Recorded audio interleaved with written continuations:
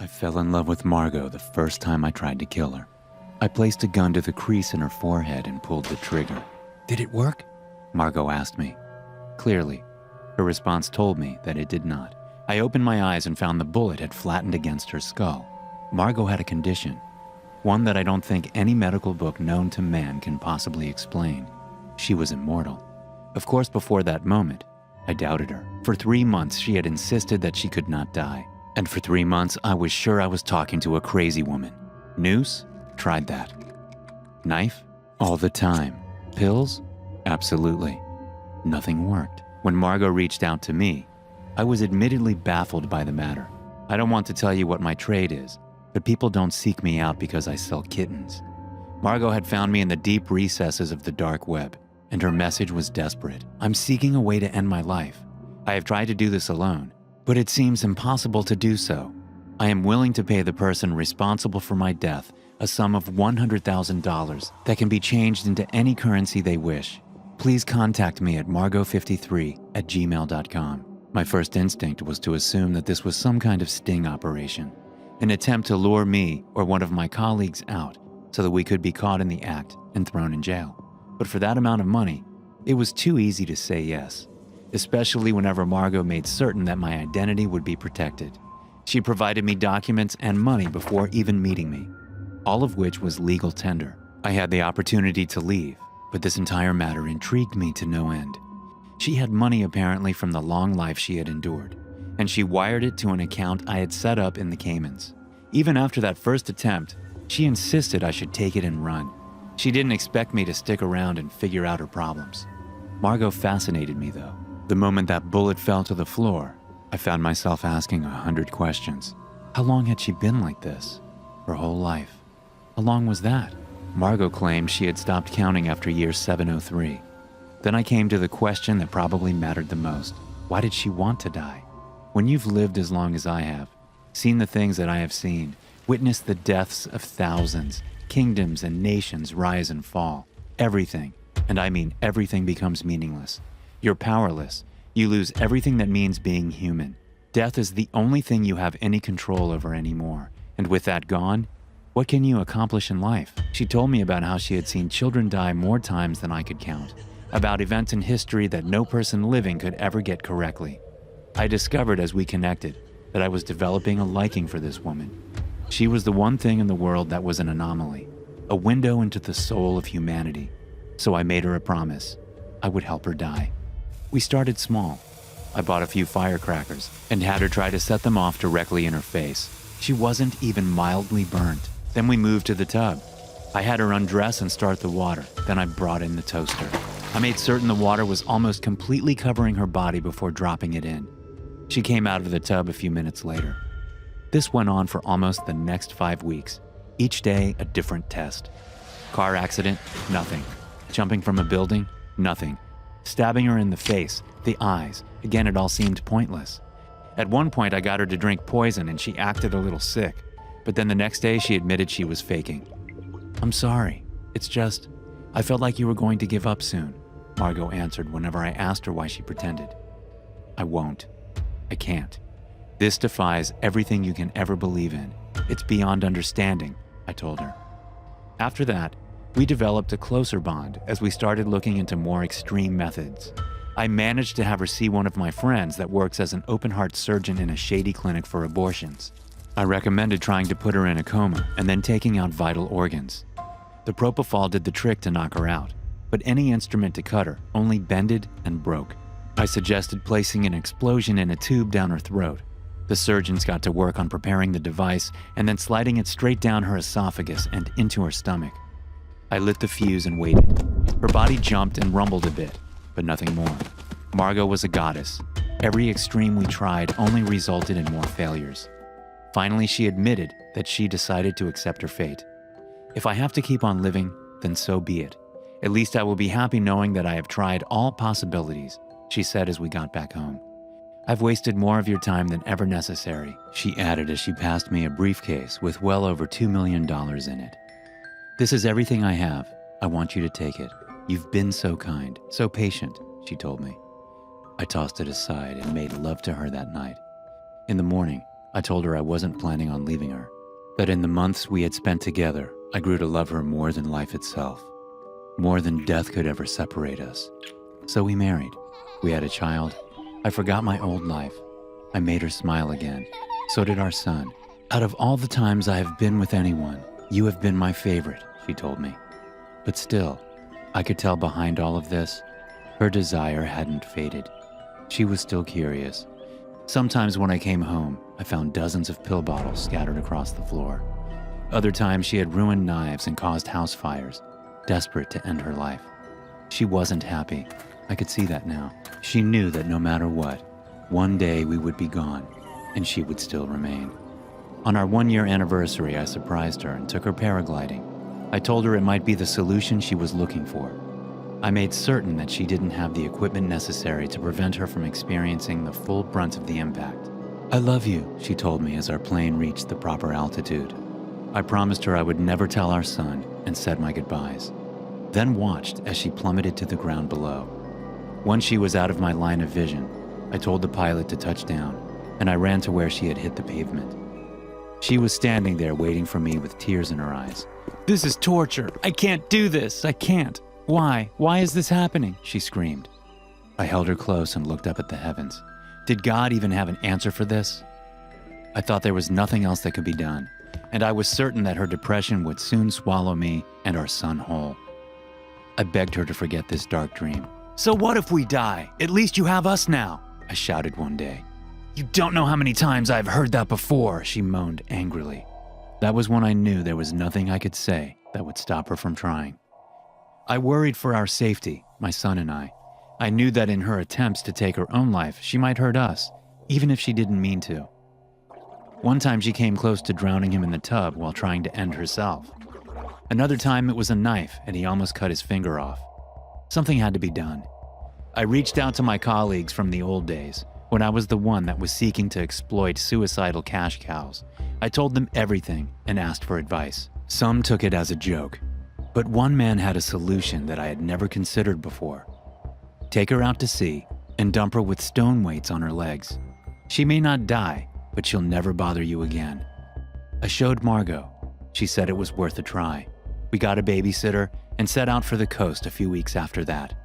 As we moved toward the open ocean and I got things ready, I asked her if she was sure this was what she wanted. "It's the only way, right?" she said as she hugged my neck. We said our goodbyes and I watched her sink into the darkness below. I thought that was the end of it, that Margot was gone forever. But then she came to my door again, sobbing like an infant. She was covered in wet seagrass and moss. A tangled mess of barnacles covered her skin. The current had swept her along and the ropes that had tied her down had eroded. Water had filled her lungs for days on end. By all accounts, she should have been dead. Margot felt everything though. "It's hopeless! This is punishment! I just know it!" she screamed. I comforted her as our son watched on in wide-eyed confusion. I told her that we would think of something. But years went by and nothing came of it. Our son grew up and learned of his mother's condition and the sadness that crept into our lives because of it. "Why does Mom not want us? Why can't she just be happy?" he asked. It wasn't something I could explain. Margot isolated herself from us, going on trips for days to find doctors or get high on drugs or even terrorists. Absolutely nothing seemed to work though.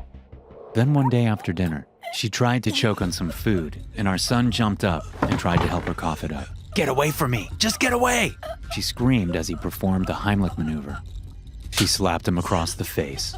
I stared in shock as she sobbed and ran off to our bedroom. My son only stormed out, angry and confused. This had gone on too long. I knew that if it continued, her curse would destroy our lives altogether. So I consulted the dark web again and looked into the mystic arts, spells, and tomes that no man dared read. I found one that I felt would fit the bill, and I bought it during a Christmas sale. When I showed Margot, she seemed hesitant to even give it a try. But since it was the last resort, she eventually conceded. We placed the goat's blood around our bed in a circle like the ritual implied, then chanted the phrase 6 times. We walked around the bed counterclockwise. Then I took her hand and we both fell asleep. When I woke up the next day, I was staring at my wife and she at me. but our souls had transferred into each other's bodies. She was mortal, and I was immune. The spell had worked.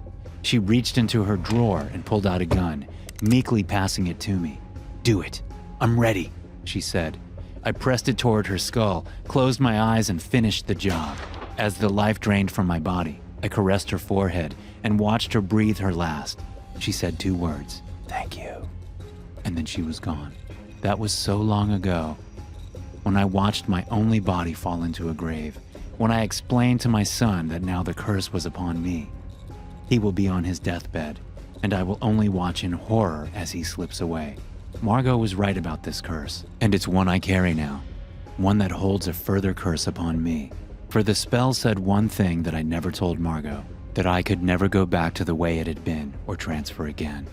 But now that I have seen through her eyes what the hell is like, perhaps it is time that I start to explore this world and discover exactly what it means to die. And maybe along the way, I can learn to live. Richard Saxon wrote this story and many others for this channel. He is coming out with his first book April 22nd. If you want to help support him and this channel, you can pre-order his book now. It is only $2.99 or free if you have Kindle Unlimited. I don't know how you'll receive this message, but you need to wake up. Those were the words I found plastered on my television screen. I was mere moments from drifting off to sleep. My wife lay peacefully in my lap. She'd already fallen into a peaceful slumber as we watched an old gangster movie that had dragged on for a bit too long. Still, the words alone were enough to jolt me back to attention. They just lingered there on a plain black screen. After a few seconds of staring, the text changed. "Please, wake up," the screen said. It was just past midnight, which was an issue all on its own as I had work in the morning. But on the other hand, I wasn't entirely convinced I hadn't fallen asleep. It might just have been an odd dream. But then the text changed again. "Wake up, Devin Larson." That wasn't my name, nor was it the name of anyone I knew. It was just a random bunch of letters thrown at my screen, interrupting my leisure time. I looked over at the time, an old grandpa clock with hand-carved symbols I'd never been able to decipher. It read 2:54 a.m., meaning almost 3 hours had passed since the first message popped up on the television. Yet to me, only a single moment had gone by. By then, panic had started to rise within my body. I gently shook my wife, trying to wake her up. "Mary, please look at this," I almost begged. She let out a quiet groan of resistance, but didn't wake up. As I stared at her peacefully lying there, my mind started to drift back to our first date. We'd met on the pier at the beach. Her hat had blown into the water, and in a futile attempt at impressing her, I dove in after it. On my way back, I slipped on the rocks, and she laughed as I tried to get back up. She thanked me, and we had an ice cream cone together. It was a perfect day, almost unreal. Why that thought intruded my distressed mind, I didn't know. In a way, it felt as if my mind was trying to repress what I'd just seen. Then I heard the sounds of men talking, which snapped my attention back to the television, which was playing a documentary of sorts. I could just barely pay attention to what the men were talking about. 100,000 people in a world full of lies, all trying to find their way out, the voice said. Had it all just been a dream? Had my tired mind partially drifted off to sleep, causing me to hallucinate? Whatever the case, I decided it was time for bed. No sooner had the thought struck my mind before I found myself halfway up the stairs, walking towards my bedroom. I glanced down at my watch. It read 3:42 a.m. Another hour had passed in the blink of an eye. "Lars, what are you doing up?" I heard Mary say from the top of the stairs. What happened?"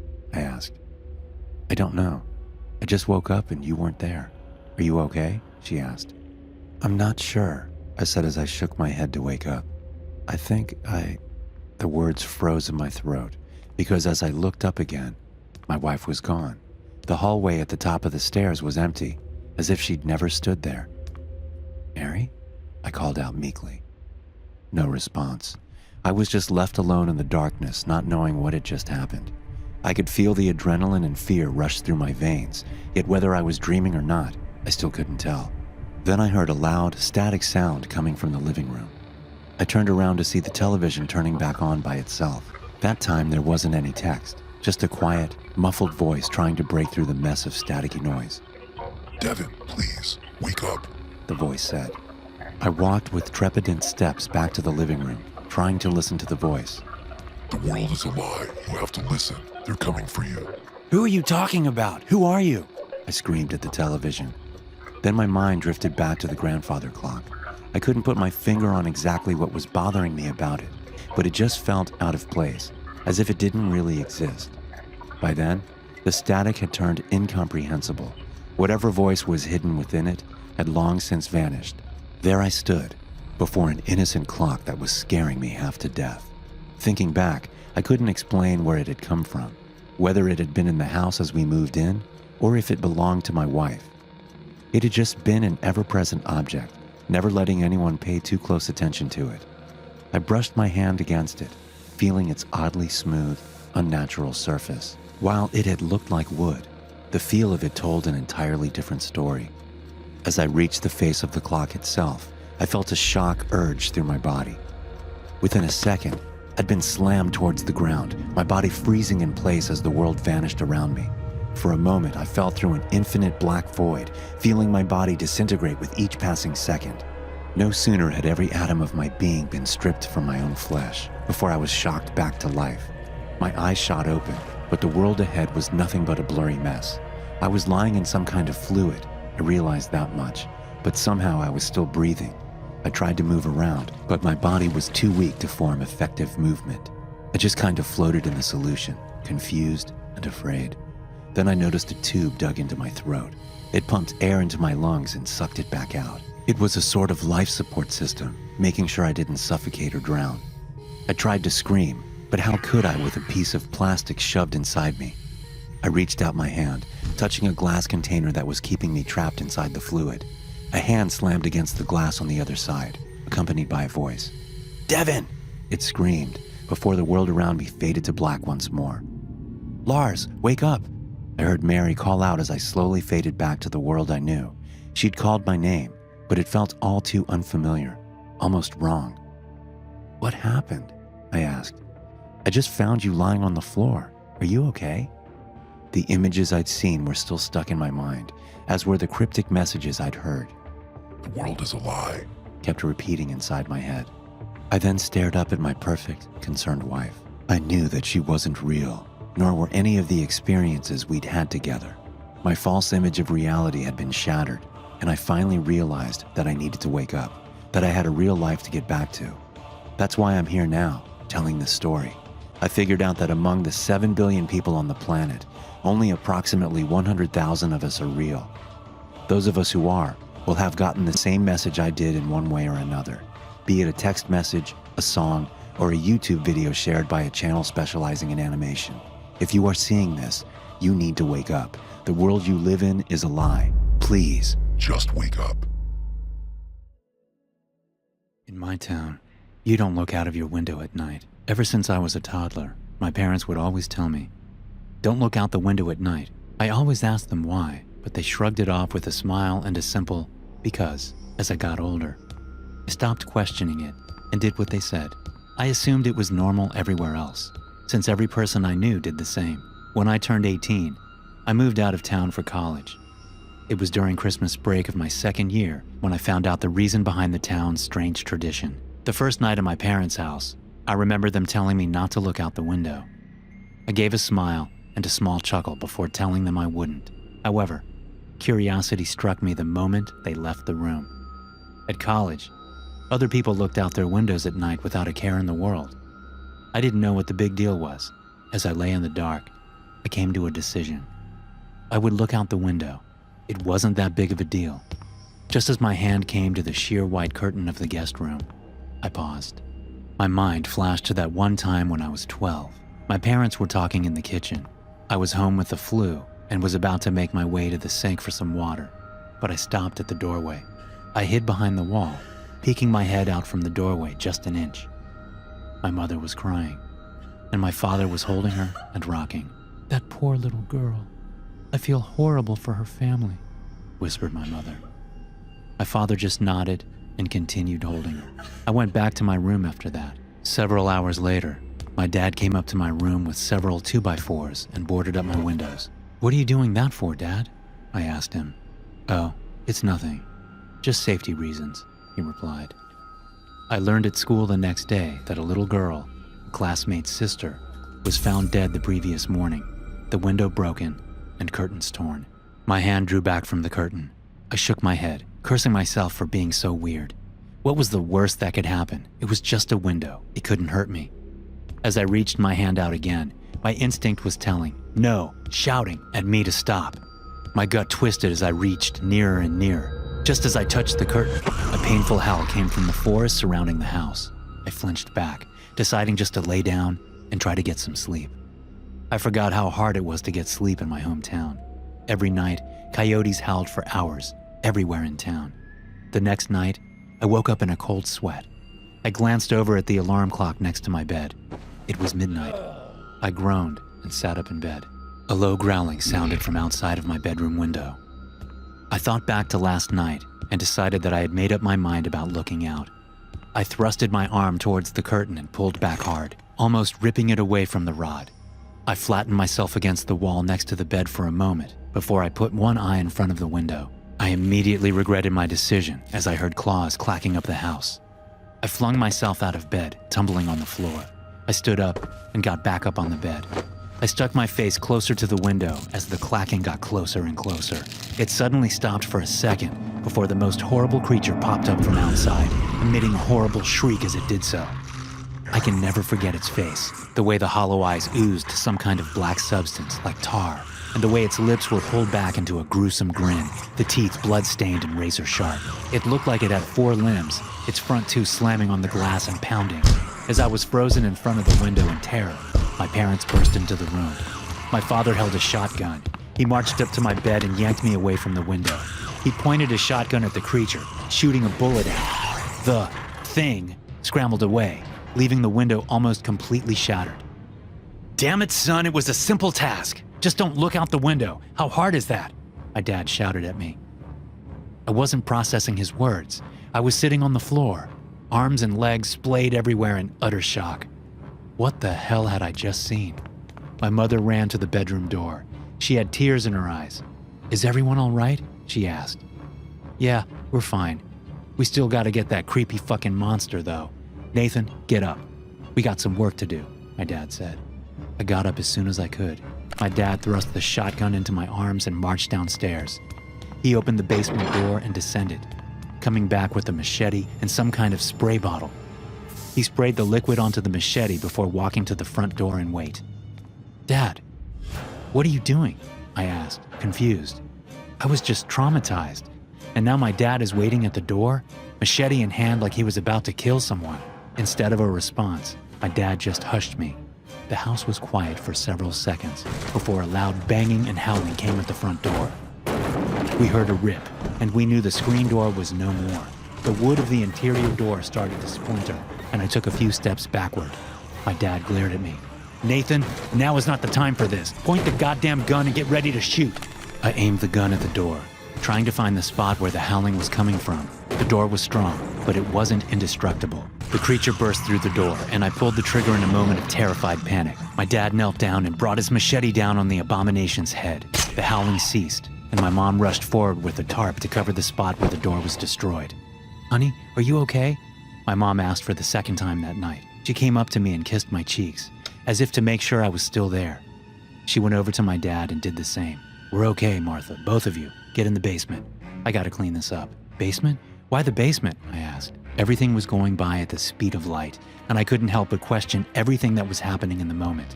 "Let's just get in the basement. Your father needs to clean up," my mom said, grabbing my arm and pulling me to the basement. We sat on the couch down there for what seemed like hours before my dad came in and put the machete up. He sat on the chair in front of us with an exhausted sigh. The 3 of us sat in silence for a few minutes. In that time span, my brain was able to come up with a coherent sentence. "Dad, what was that thing?" He just looked up at me, eyes dark, and said, "Where do you think that howling came from?" Thanks for watching, and don't forget to check out the Dr. No Sleep podcast available on Spotify, Apple Podcasts, and many more. There you will find a plethora of bone-chilling horror stories to listen to. Also, be sure to subscribe and turn notifications on to stay tuned for new videos. Talked nicely. It happened as the bell rang, finally signaling a long-awaited recess. But as we got to our feet, another message played over the speaker system. Students of Recall Hall, please remain seated. The school has been put on lockdown. No one is allowed to leave under any circumstances. We all groaned in annoyance, hardly a soul taking the message seriously. Whatever drill we assumed the school was putting us through, none of us were having it. Only then did I glance outside to see 3 armored military vehicles approaching the school at high speeds. Within a minute, dozens of soldiers poured out with heavy equipment and metal plates, running up to our windows. One by one, they started boarding them up, drilling the plates in front of our windows, making any thought of escape impossible. "What's happening?" Leo asked from the back of the class. The teacher didn't answer. He looked just as confused as the rest of us. He went to his desk and pulled out a phone, calling the principal, but he didn't answer. "We're just going to stay here, all right? Let them deal with the situation, then we can leave." I dug my mobile phone out from my bag, only to find that I didn't have any signal. While the school always had crappy service, I'd never been left without the possibility to call out. Whatever the soldiers had done, it had blocked off our only means of contacting the outside world. "I can't call anyone," I said, holding up my phone. The other students, even Mr. Morgan's, pulled out their phones, each of them with the same result. "Everybody keep calm. It'll be all right," Mr. Morgan said unconvincingly. "We just need to wait here for them to help." His words were interrupted by frantic screaming coming from the hallway and heavy footsteps running just outside the door. We all sat in silence, listening intently to the commotion going on outside. Then, one by one, the screams were silenced, replaced by distant gurgles. By then, some of my classmates had started crying, while others sat frozen in fear.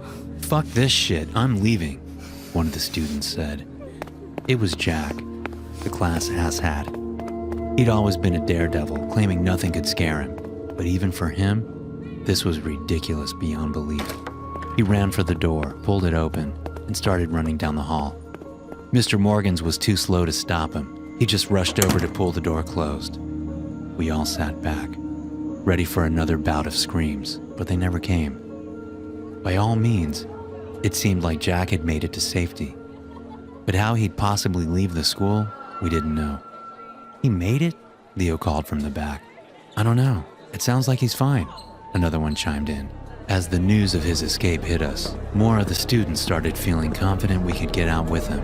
Whatever the military had blocked the school for, it wasn't to keep us safe, so staying in one place might end up getting us all killed. While Mr. Morgan's demanded we stay back, he couldn't fight us all, so a group consisting of 4 students, including myself, decided to leave. Leo took the lead, sticking his head outside the door and signaling that it was all clear. We ducked into the hallway in silence, making sure it was empty. The place was eerily quiet, a stark contrast to both its usual self and the screaming we'd heard moments earlier. We unanimously decided to head in the opposite direction of the sound, which also went towards the main exit. While we all figured the main exit was blocked, we were hoping one of the ventilation shafts had been forgotten, and the only vent entrance we knew about was situated near the main doors. If Jack had made it outside, that would be the only way. As we walked down the hall, the lights suddenly went out. It appeared that the electricity had been cut because even the ventilation system fell silent, meaning the whole building had lost power. The only light we had then came from our mobile phones, but it hardly provided any comfort. Then, I slipped and hit my head on the ground. It hurt, and as I went to rub the back of my head, it felt wet. At first, I was worried I might have cracked my head open, but then I realized that my entire back was wet. Leo shined his flashlight at my back, immediately gasped as he realized I was covered in blood. The only issue was, it didn't belong to me. The entire hallway was covered in blood. The floor, the walls, and the ceiling. "Maybe we should turn back?" Elise said. "No, we need to get out," Tyler argued back. We kept going, slowly moving forward in silence, until we finally saw the exit. As suspected, the doors had been sealed shut by the same metal plates, but next to the door stood a ladder leading up to the vent, probably the one Jack had used to escape. Tyler rushed to the front and started ascending the ladder. As he got to the vent, he froze in place. "Jack?" he said quietly. "He's in there?" I asked. "Yeah, but he's not moving."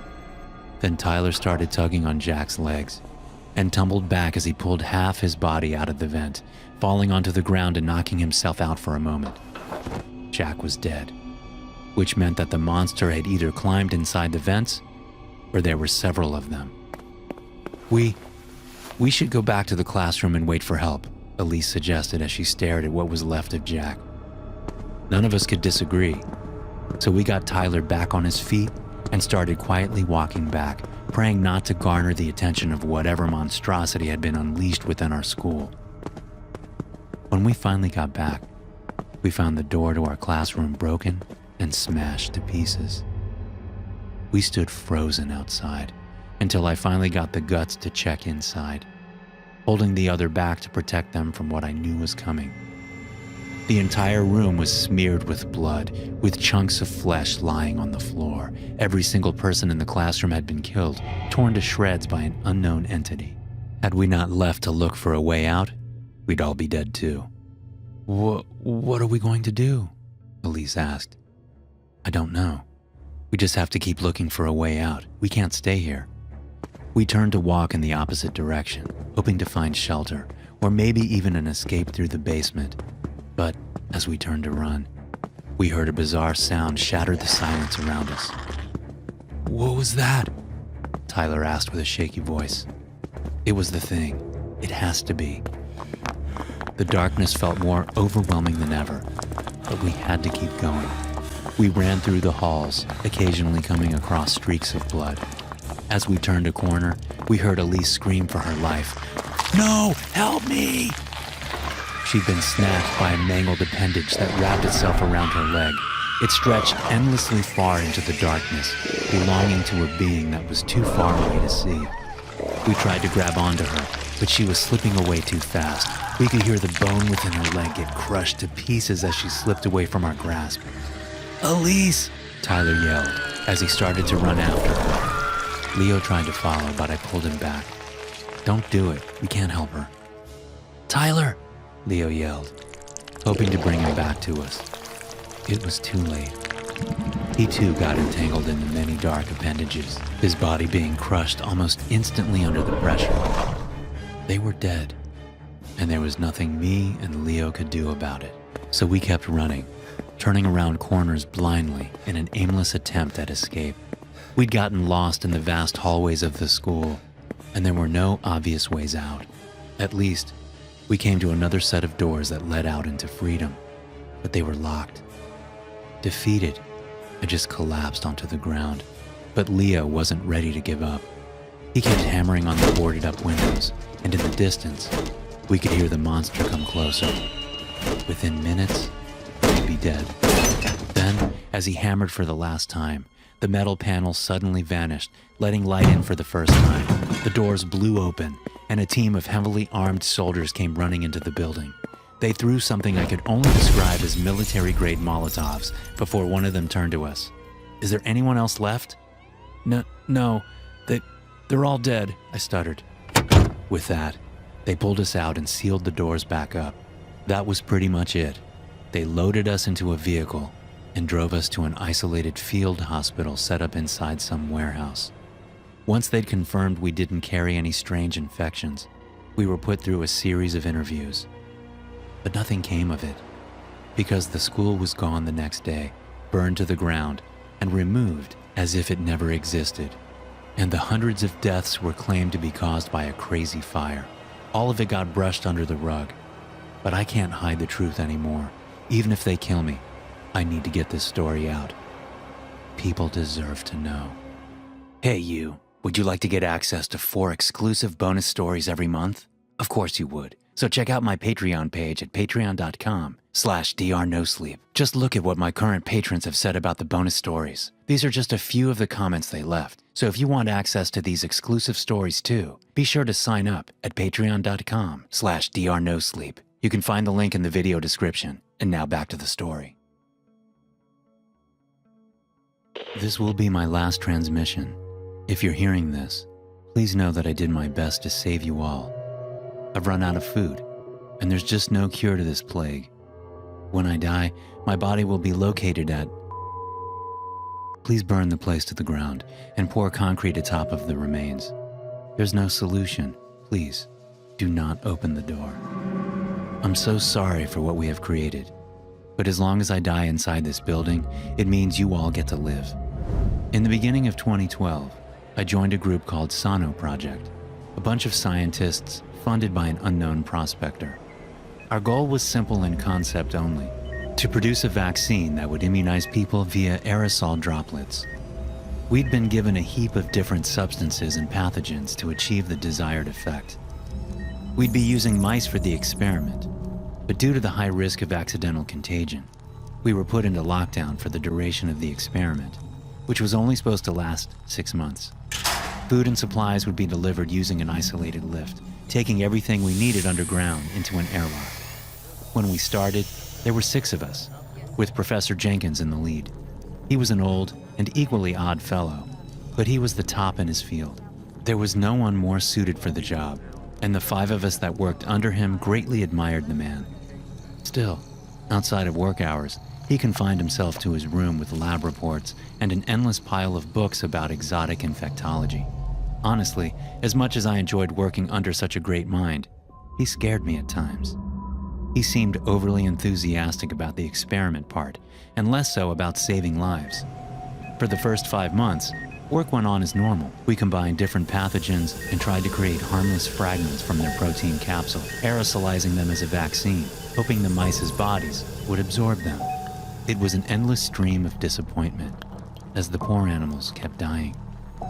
Then, at the end of the 6-month contract, Professor Jenkins created something new entirely.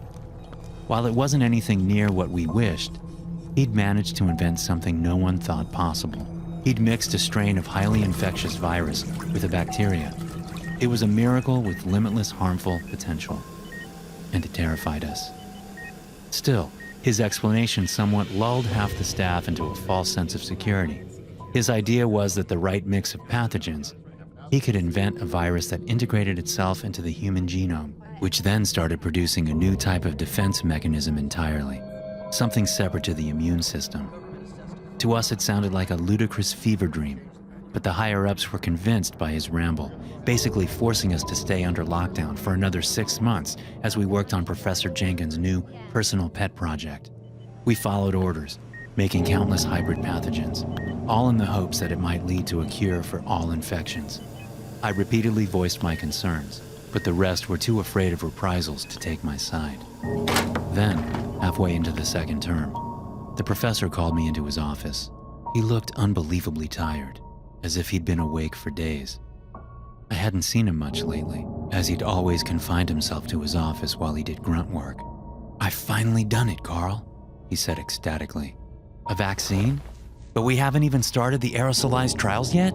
I asked, confused. He chuckled. "We won't need trials. Not for this." "What are you talking about?" "I thought you would get it, Carl. Have you even looked around the world lately? We create cures for everything from basic infections to cancer and genetic mutations. We keep people alive decades past their supposed lifespan. And for what? To finally destroy the planet? To let our sheer numbers be the inevitable downfall of mankind?" He went to the door, locking it before removing the key. I felt adrenaline surge through my body, and though I knew something horrible would come next, I hadn't the faintest clue what. "I've created something that will save us all, but I need someone to start it all. Someone younger, healthier than myself." With that, he plunged a syringe into my neck before I could react. I pulled it out as fast as I could, but whatever its contents, it had been injected into my bloodstream. "What the hell?"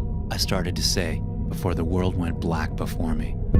As I was left unconscious, I couldn't tell whether I had died or if I was just sleeping. It all felt so quiet around me, but also warm. It was an odd sensation, almost as if pressure was building up within me, getting ready to explode.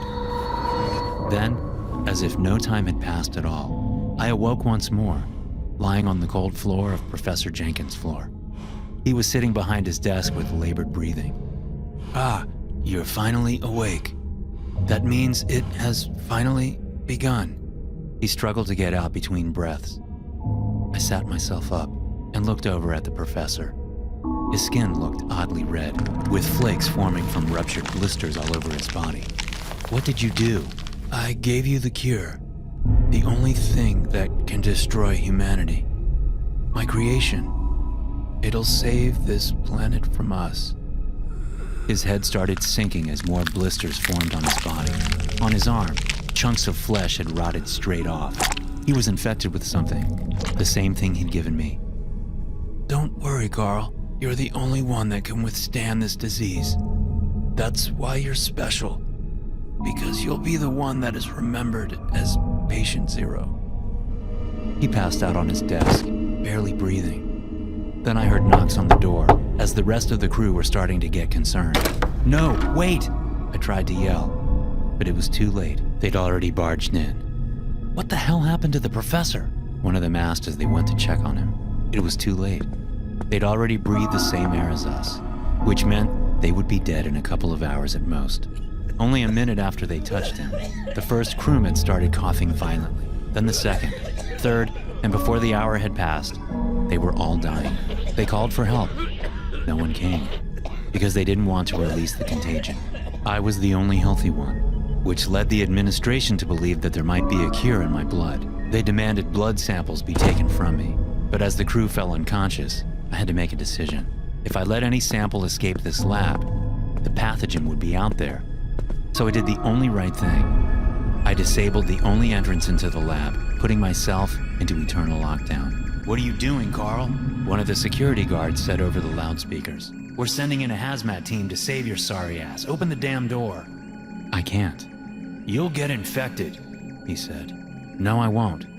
I'm not going to die from this, but everyone that gets near me will. If I open this door, I'll start the spread to the outside world. There's no other way."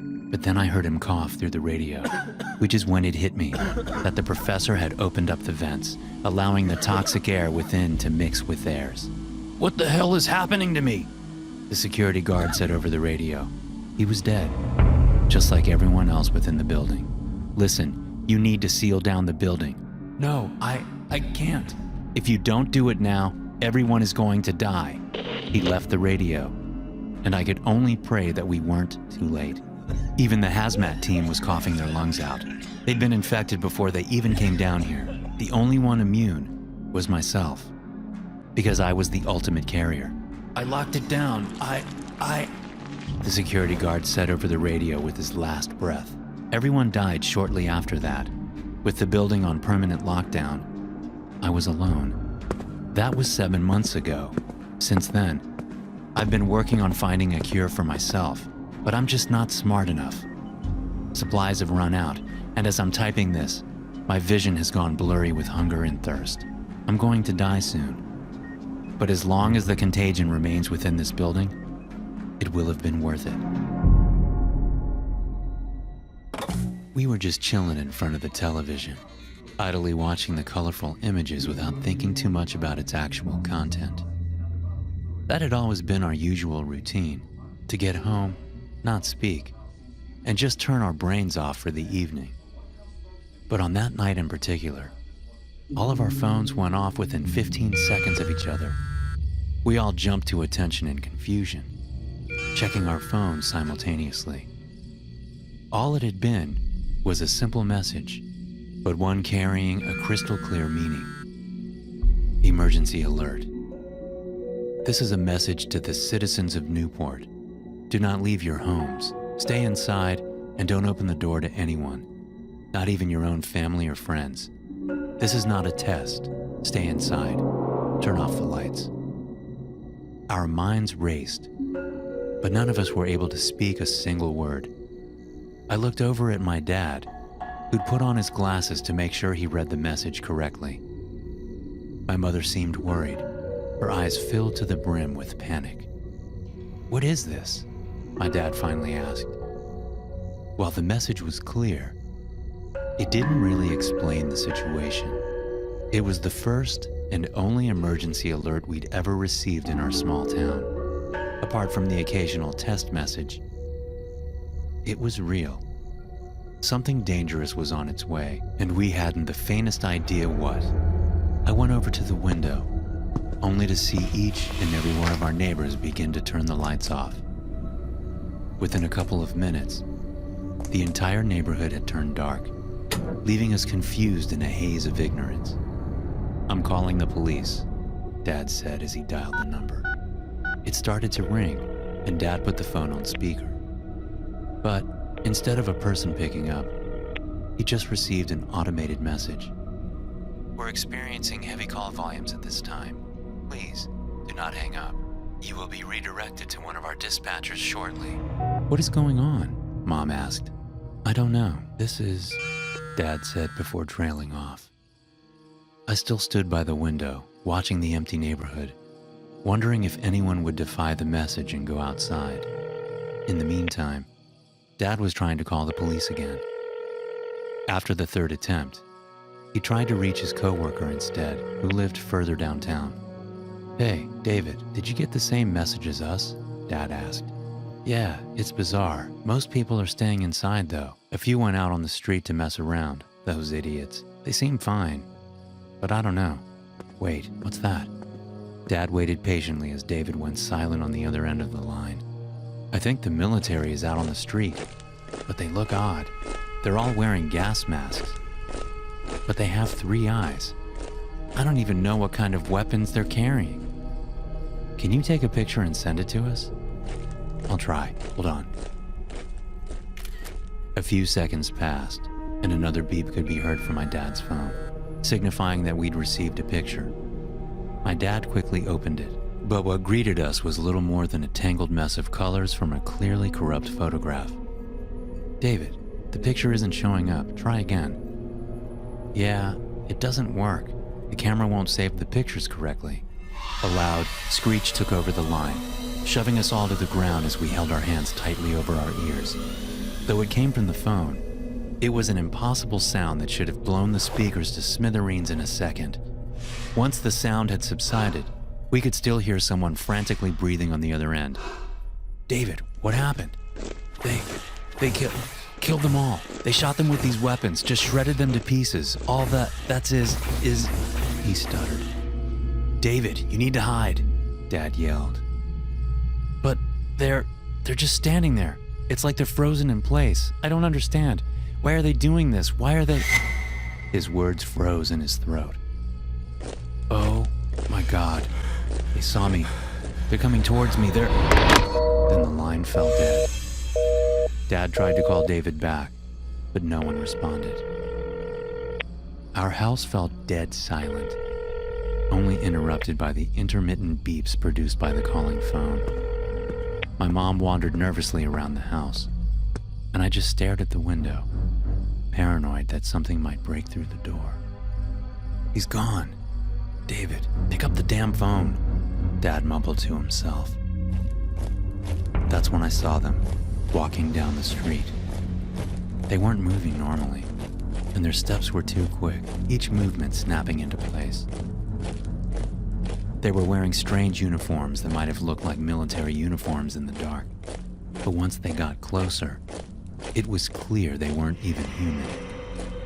One of the neighbors' doors shut open, and the Johnsons came running towards the military, thinking they were finally safe. But no sooner had they been spotted by the marching creatures before they lifted their weapons. The same screech filled the neighborhood, almost knocking me to the ground as the air literally started to vibrate. The family screamed in agony for a moment, but within seconds, their bodies just started disintegrating, until all that was left was a pile of flesh that resembled minced meat. I wanted to scream, but before I got the chance, my dad put his hand over my mouth. "Do you want to die? Keep your mouth shut," he whispered. Just that mere sound briefly turned the creature's attention in our direction. But once we fell silent, they just stopped. There they stood, as if frozen in time. For minutes, all we could do was stare at them in shock. Then, one of the neighbor's automatic lights turned on, triggered by the cat returning home. The same second, the creatures all turned to the house, raising their weapons and firing. As the loud sound rang through the house, my dad grabbed me and my mom. We were taking the opportunity to flee to the basement, where we prayed we might be safe at least for a while. We never even saw what happened to the neighbor's house. We just heard the screams of agony as they all fell to pieces. Now we're just hiding down here, without food, without water. We've tried to call for help, but no one is picking up. Whether it's because they're dead or hiding, we don't know. So I'm sending this, a hopeless call for help. If anyone out there receives this, please save us. We don't have much time left. Thanks for watching, and don't forget to check out the Dr. No Sleep podcast available on Spotify, Apple Podcasts, and many more. There you will find a plethora of bone-chilling horror stories to listen to. Also, be sure to subscribe and turn notifications on to stay tuned for new videos. Right now I'm standing in a pool of blood. A woman that was wearing a yellow jumpsuit is dead in front of me.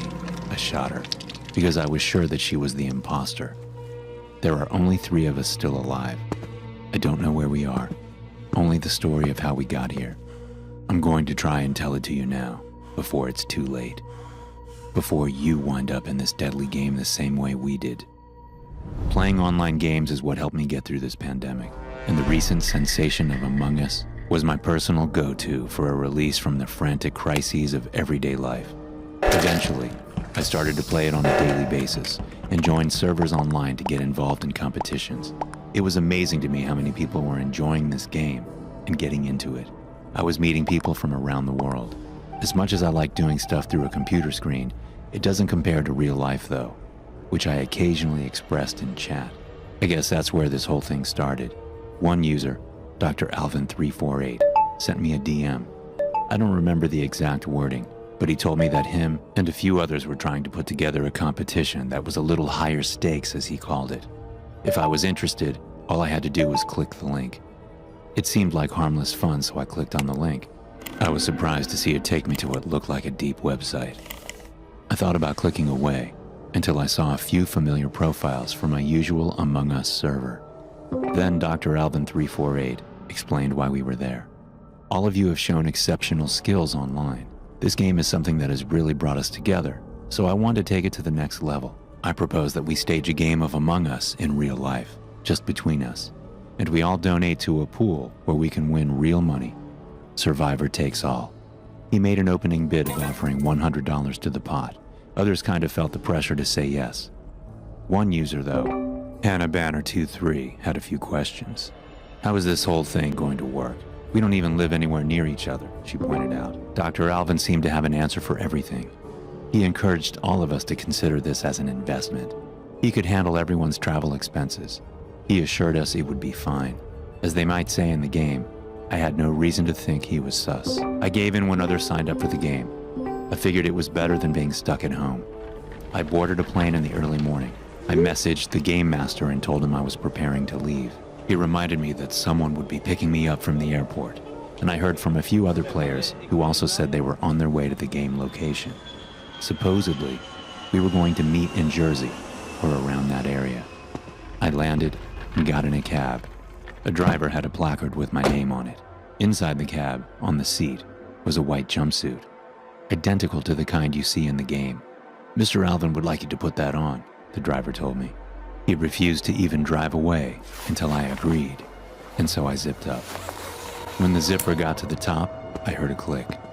The next thing I remember, I was in a dark room. I figure I must have been drugged, or the suit had some kind of sleeping chemicals in it. All I knew for sure was that all of my personal belongings had been taken, and it seemed that I couldn't get out of the suit. I tried pulling on the zipper, but it seemed to be locked in place. I don't normally panic, but I was starting to feel like this was from a Saw movie rather than a fun game. The intercom came to life a few seconds after I woke, and announced that the game would begin in a few moments. The game master had supplied us with 2 guns and a knife, and quickly explained how that our goal was to find the imposter among us in the allotted time, or die trying. An alarm went off and the door to my room opened as I moved out to a central hub area. Several other guests arrived from different corridors, all seemingly as confused as I was, and apparently also being forced to wear these ridiculous costumes. "Alvin, this is going too far," the man in the red suit said. The intercom didn't respond, so I figured we had time to work out a plan. "Does anyone remember seeing any vents or crawl spaces out of here?" a woman in a green suit asked. All of us agreed that by working together, we could avoid any problems. After all, it seemed apparent at the time that the game master was the one pulling our strings. The red suit and turquoise agreed to scout the underground lair for ways out as the rest of us waited. A short time later, only the red suit returned. He was covered in what looked like brain splatter over his suit. "He tried to turn his gun on me. It was self-defense," he shouted as he rushed towards us. We urged him to calm down, and we all went to check out the crime scene. As we got to the turquoise suit, and I turned him over, I felt an overwhelming sense of doom swallowing me. It was apparently the man that had brought us here, Dr. Alvin. I recognized his face as matching the profiles online. So wait, if he is dead, then who was running the game? Yellow Suit asked. All of us began to look at each other suspiciously, but Green Suit insisted there was no need to panic. He probably just wanted to be part of the sick fun. What a psycho. "All we need to do is focus on getting out of here," Green said. We were all in agreement with that. So it was decided that we would split up and search the murky corridors. The place was deafeningly silent.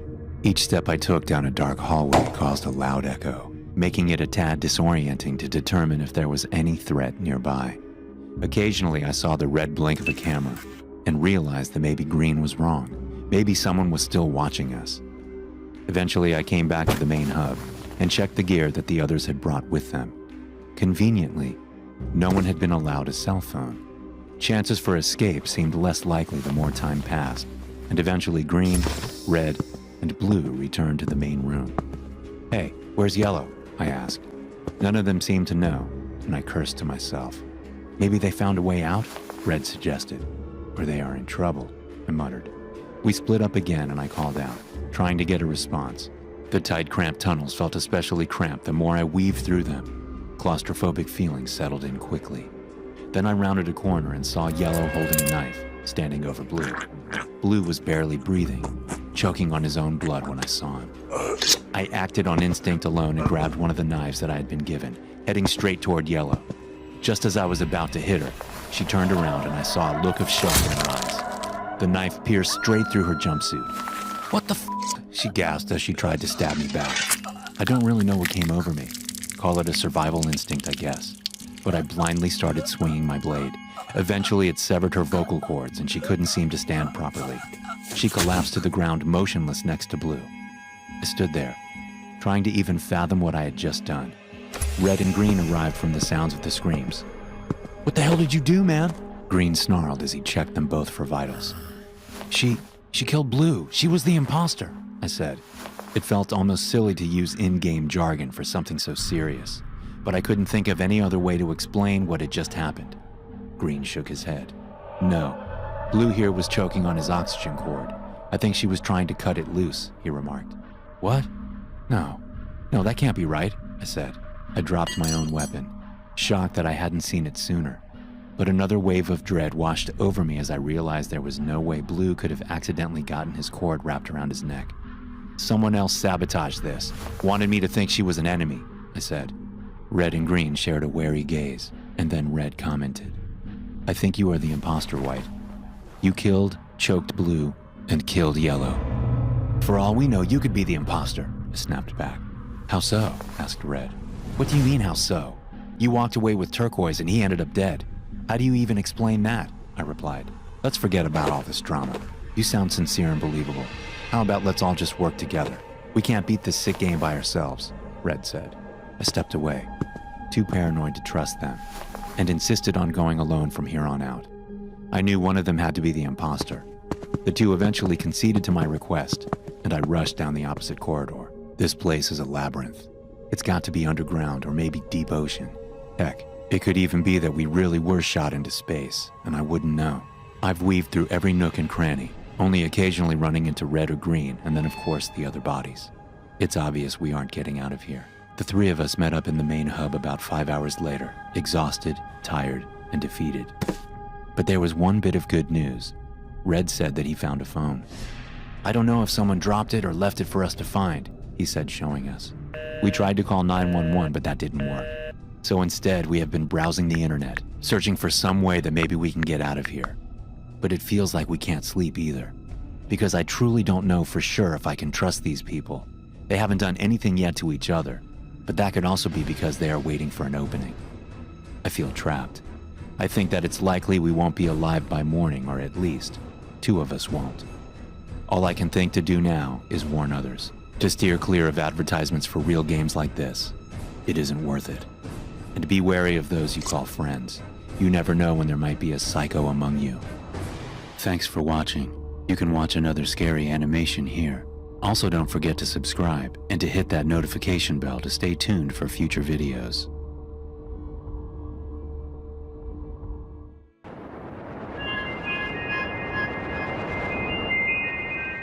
My ex-boyfriend, Chad, was a total idiot. We met at a yoga class where he laughed when our teacher mentioned downward dog and refused to say namaste because he didn't know Spanish. I'm not joking. Now, of course, I looked past that because he was so damn hot.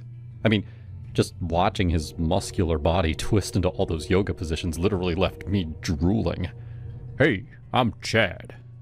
He asked me out for coffee afterward. One thing led to another, and pretty soon we were dating. Things were great at first, and I found his idiocy kind of charming. He was my big, dumb eye candy, and all my friends were really jealous.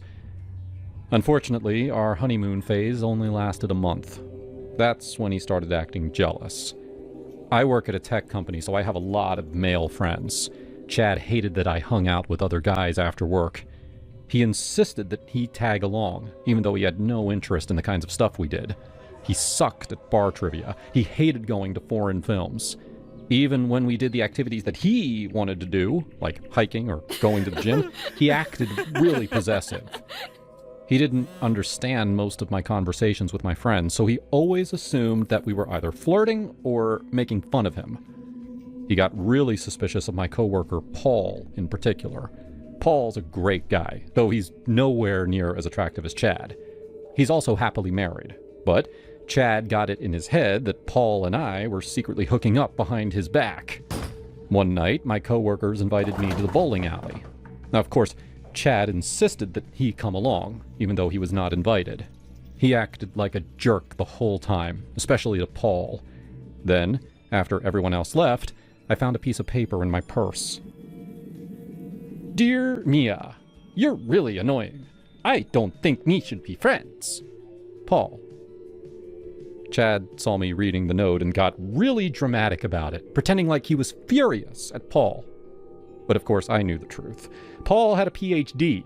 He knew how to spell. My boyfriend was trying to frame him.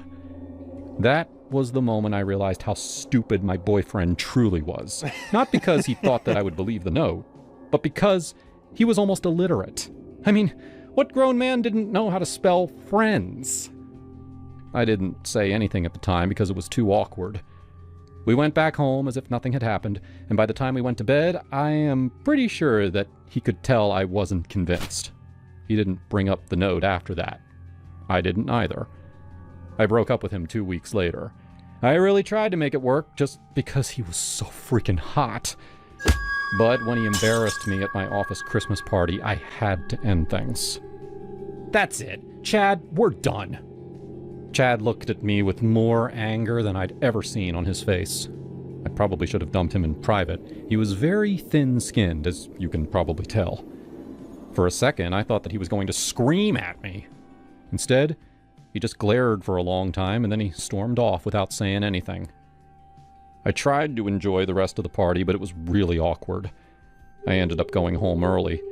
Chad didn't live with me, thank God, so I went to bed alone. The next morning, I drove to the supermarket, trying not to think of Chad. When I got out of my car, I noticed that people were staring. It was pretty weird. I went inside and I did my shopping. And then when I came out, I realized the reason behind the stares. Someone had graffitied the word SALT on the side of my car in big red letters. SALT. S-U-L-T. I burst out laughing. Yes, it was embarrassing and horrible, but in the moment, I just thought it was funny. My mood changed when I got home and saw that the same thing had been painted on my garage door. Not only that, my mailbox was broken. Chad wasn't just stupid, he was dangerous. I took photos of all the damage and I drove straight to the police station to report it. The officer who took my information seemed nice enough, but I could tell that he wasn't taking this seriously. He could barely hide his smirk when I showed him the photos.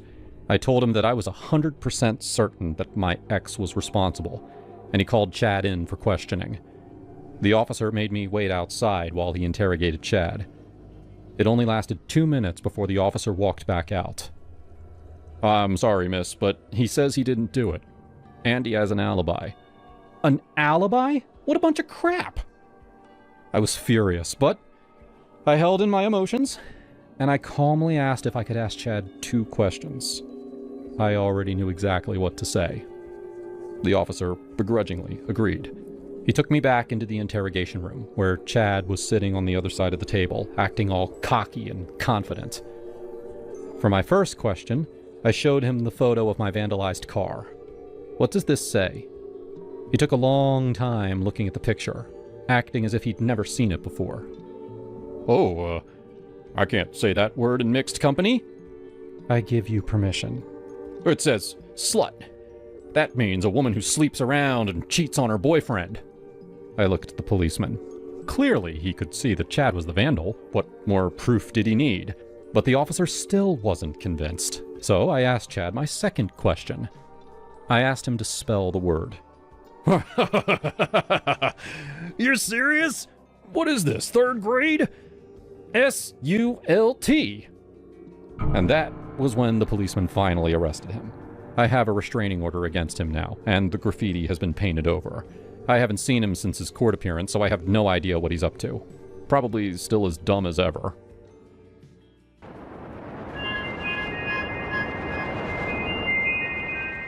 My husband William was a very wealthy man. I was his second wife, 20 years younger. A lot of people assume I'm some gold digger, but I come from money too. The truth was, I loved him. That's all. He had 2 sons with his first wife, Kevin and Joe. Kevin was the older one.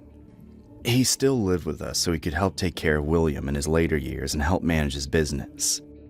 I did my best, but I had my own company to run, so I was out of the house a lot. Kevin was a genuine lifesaver, and it was obvious that he loved his father very much. Unfortunately, Joe was the exact opposite. He moved out at 18 and wasted his father's money on a life of partying and alcohol. Whenever he came home, he treated William and Kevin like garbage. He wasn't subtle about it either. Joe was a spoiled brat who couldn't wait for his father to die. I tried talking some sense into him, but William stopped me every time. He kept saying Joe would grow up eventually. Last winter, I returned home after a long business trip. William was in his bed upstairs, where he spent most of his time now. I saw Kevin sitting alone in the living room. He was pale and deeply upset. "What's wrong?" Kevin didn't answer. Instead, he handed me a piece of paper. It was William's will. I don't know how he found it. I'd always assumed that William would split the inheritance evenly between his children, though I'd secretly hoped that he'd give Kevin more. He deserved it. Instead, the will gave nearly everything to Joe. Most of the money, all of the properties except for this house, that went to me. He even gave the majority shares of his company to Joe, despite the fact that Kevin was basically running it himself. All poor Kevin got was a fishing boat. What did I do? I'm not here just for the money, but I don't understand why he'd do this. Does he hate me? I hugged him and let him cry in my arms. He wasn't a greedy person. He didn't care if he was rich. He was upset that his father's last decision on this earth was choosing Joe over him. I told him I'd handle this. I took the will and immediately went upstairs to confront my husband. William was asleep. his medical machines beeping. At this age, he had his good days and his bad days. This looked like one of his good days. There was color in his cheeks and his expression was happy. I gently woke him up and showed him the will. Where'd you find that? It doesn't matter. Why are you doing this to Kevin? He gestured for me to join him in bed. I did. As he held me, he told me a secret that he kept for our entire marriage. Joe was his only real son. His first wife had cheated on him, and Kevin was the result of her affair. But he's still your son. You raised him. He does everything for you. I didn't even mention that I helped raise him too. I knew Kevin wasn't my biological son, but I was still his mother. William looked very sad. He knew what he was doing was unfair, but in his generation, bloodlines were more important than actions. His decision was final. That was the moment I stopped loving him. Despite all his health problems, I always thought he was a wonderful man with a kind heart. This will proved I was wrong. I kissed him goodbye and told him I was taking our son to stay at the vacation home. He had a nurse that could care for him while we were gone. He begged me to stay, but I told him he needed time alone to think. Kevin didn't want to leave. He truly had a kind heart. He said his father needed him, but he trusted me and I got him to pack his things and leave with me that evening. I left William alone for a week. During that time, I really bonded with Kevin. I told him about the family secret, which was difficult for him to process, but he took the news a lot better than I expected. I think he liked having a reason behind his father's favoritism, now that he knew it wasn't because of anything he did. After a week of no contact, we went back home. The place was absolutely trashed. After we left, William had asked Joe to come back. Not surprisingly, Joe turned his family home into one giant party. Furniture was broken and trash was everywhere. We looked around for Joe but couldn't find him. Instead, we found the maid, who was struggling to clean up Joe's mess, but she didn't know where he'd gone off to. I have to check on Dad. Kevin rushed upstairs. Even though he'd been cut out of the will, he still wanted to make sure his father was okay. William was upstairs, still in bed. Joe had been in the house all week, but he only visited William once. I could see in my husband's eyes he was regretting his decision, but he was still too stubborn to change his will. I could also see that his health was worse than ever. It was only a matter of time before his body finally gave out. Kevin fluffed his pillow and made sure he was comfortable. Then he left me alone to talk to my husband in private. I asked him one last time if he really wanted to give his entire fortune to a son who didn't care about him at all. Sit with me, my love. I did as he said. I was still angry at his stubbornness, but he had very little time left. I fell asleep by his side, and when I woke up, he was dead. We had a grand funeral. Both Kevin and I were sobbing, while Joe was on his phone the whole time. Then, a week later, our lawyer read the will. Kevin graciously accepted his fishing boat, while Joe screamed and danced around the room at his much larger inheritance. It was sickening. That night, I invited our closest friends to the house for a dinner in William's honor. It was supposed to be a small affair, a celebration of his life. We gathered on the roof patio, where William loved to throw parties. Unfortunately, Joe was drunk and high when he joined us. He tried to make the dinner into a party to celebrate his new millions. He was loud and obnoxious, while Kevin did his best to keep the focus on their father. Just as Kevin was trying to give a toast in honor of William, Joe jumped out of his chair and started running around. He wanted everyone to look at him. Don't listen to this loser. I'm Dad's favorite. I'm the rich one. I'm richer than all you assholes. Kevin shouted for him to calm down, but his brother just kept running around and ranting about how he was the favorite son. He had to be on some kind of substance. He jumped on the railing, acting like he was king of the world. I'm rich. I'm a god. I'm invisible.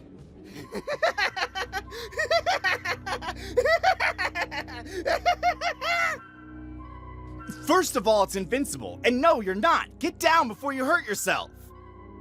Suddenly, he lost his balance and disappeared over the ledge. We didn't see him fall off the 3-story house, but we heard his body splat onto the ground. He died on impact. As his mother, I was his beneficiary by default. All the money he inherited went to me, and I gave every cent to Kevin.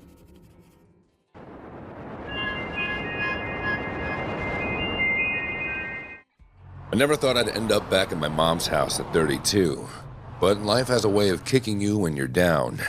It was right after I got laid off from the warehouse job in Phoenix. Some corporate manager bullshit that left half the crew scrambling. Rent was due, and my savings were a joke. Barely enough for a week's groceries. Mom lived alone in that old split level in Scottsdale, the one Dad built before he passed from cancer 10 years back. She was thrilled when I called her voice all warm and quivery on the phone. "Andrew, honey, come home. There's plenty of room, and I can use the company." I felt a rush of relief, like a kid again, safe under her roof. Grateful didn't even cover it. I hugged her tight when I pulled up with my beat-up truck, boxes piled up in the back. The first few weeks were okay, almost good. I helped with chores, mowed the lawn, fixed the leaky faucet in the kitchen, all while job hunting. My mom would make her famous lasagna, the kind with extra cheese that stuck to your ribs, and we'd watch reruns of those old sitcoms she loved. "Oh, remember when you were little and we'd laugh at these?" she'd say, patting my knee. I'd nod, smiling, even though my mind was elsewhere, worrying about interviews that never planned out. But then weird stuff started. It began with the crying. I'd be in my old room upstairs scrolling through job listings late at night, and I'd hear it. Soft, mumbled sobs coming from her bedroom downstairs. At first I thought maybe she was upset about something, missing Dad or whatever. I knocked once around midnight. "Mom, you okay in there?" The crying abruptly stopped, and she opened the door, her face blank, hair tousled, like she'd just woken up. "What are you talking about, Andrew? I'm fine. Go back to bed." No tears on her cheeks, nothing. I shrugged it off, but it happened again a few nights later, louder this time, like someone was heartbroken. I confronted her in the morning over coffee. "I heard you crying last night. Mom, if something's wrong, you can tell me." She just stared at me, stirring her mug slowly. "I wasn't crying, dear. Must have been the wind or a neighbor." Bullshit, I thought, but I let it go. A few days later, I had an interview lined up, a decent gig at a distribution center, and I pulled out my only nice shirt from the dryer. It was scorched, black marks across the collar, like someone had left the iron on it too long. "Mom! What the hell?" I yelled, storming into the living room, where she was folding the laundry. She looked up confused. "I ironed that yesterday. It was fine." "Fine? It's ruined. Did you do this on purpose?" Her eyes widened. "Why would I do that? Maybe the iron's acting up." I didn't buy it. The next week, my jeans came out with a single hole in the pocket. "This is getting ridiculous," I muttered to myself. But aloud, I said, "Mom, if you don't want me here, just say it." She shook her head, voice trembling. "Andrew, I love having you here. Stop accusing me." The water shutoffs were the worst. I'd be in the shower, finally relaxing after a crappy day. Soap in my eyes, and then suddenly, nothing. The faucet would sputter and die. First time I figured it was a glitch, wrapped a towel around me and checked the basement valve. It was twisted off. "Mom," I bellowed, dripping water on the carpet. She poked her head out of the kitchen. "What now?" "Did you turn off the water?" "No, why would I do that? Maybe maintenance is working on the lines." But it happened 3 more times, always when I was mid-shower, freezing my ass off. One evening after a particularly bad one, I lost it. "This is sabotage, isn't it? You're trying to make me miserable, so I'll leave." She backed away, hands up. "Andrew, please, I swear, it's not me. Let's talk about this." I started believing she was gaslighting me, like those stories you hear about toxic parents who can't let go. My frustration built like a storm. Job search was going nowhere. Callbacks that led to, "we'll let you know," and living with her felt like I was walking on eggshells. I'd lie awake, hearing those cries again, wondering if she was faking it to mess with my head. "Why are you doing this?" I asked over breakfast, and she replied softly, I'm not, honey. Maybe you're stressed from the job hunt. That pissed me off even more. That fake concern. One afternoon, I got off the phone with another rejection. Some HR lady saying I wasn't fit, and I went off to shower in defeat. Midway, the water was cut out again. I slammed the shower door, yanked on sweats, and charged downstairs. My mom was in the living room, ironing the cloth, the TV murmuring some soap opera in the background. "You did it again, didn't you?" I roared. She jumped, the iron clattering. "Andrew, calm down." "Liar. The valve is off, same as always." She set the iron down, voice steady but eyes scared. "Maybe it's the city. Call them." "No, it's you. You want me gone, I know it." I stepped closer, fists clenched. "After everything you're pulling this shit?" She reached for me like to soothe. "Honey, please, let's sit and..." But I snapped. She snumbled back, crashing into the coffee table. She gasped, hand in her stomach, eyes wide with shock. I froze, rage draining away, replaced with horror. "Mom, I'm sorry." But she was already grabbing the phone, dialing 911 with shaking fingers. "Please, my son just hit me." They arrived fast. 2 police officers cuffing me in the driveway while neighbors peeked from the windows. Mom stood there, ice pack on her stomach, tears streaming. "He didn't mean it," she whispered to them, but they hauled me away anyway. "Why'd you do it?" the detective asked, leaning across the table. I spilled it all. The cries, the burns, the water. "She was driving me crazy. Trying to push me out," he nodded. Then another officer barged in. "Your mother's been diagnosed with early-stage Alzheimer's. Did you know that?" she asked. "Alzheimer's?" It hit like a truck. "No, I didn't know. She never said." The lady officer explained the crying was from a TV drama she watched obsessively, but forgot she turned it on, and some old show with dramatic scenes. The burnt clothes? Would she start ironing and get distracted, and then leave the iron on too long? And the water, routine maintenance from the neighborhood, notices that she had been mailed, and she probably misplaced them or forgot to mention. It wasn't sabotage, it was her mind slipping away. I sat in the cell, head in hands, guilt twisting my guts. How had I missed that? The forgetfulness, the confusion. My own mom, the woman who raised me alone after Dad died, bandaged my scraped knees, and I punched her. The charges stuck: assault, domestic violence. Bail was set high, but a friend posted it. When I got out, Mom wouldn't see me. Her sister, Aunt Agatha, answered the door. "She's staying with me now, Andrew. Doctors say stress could worsen it.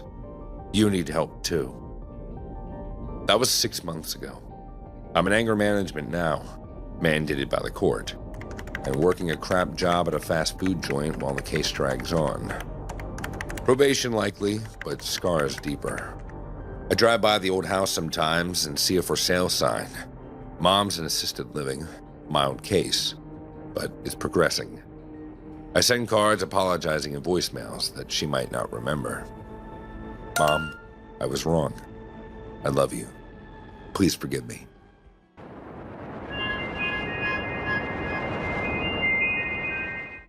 I never thought in my life Phoenix would turn into this twisted mess. But looking back, it all started with the heat. The relentless Arizona sun that baked everything into submission.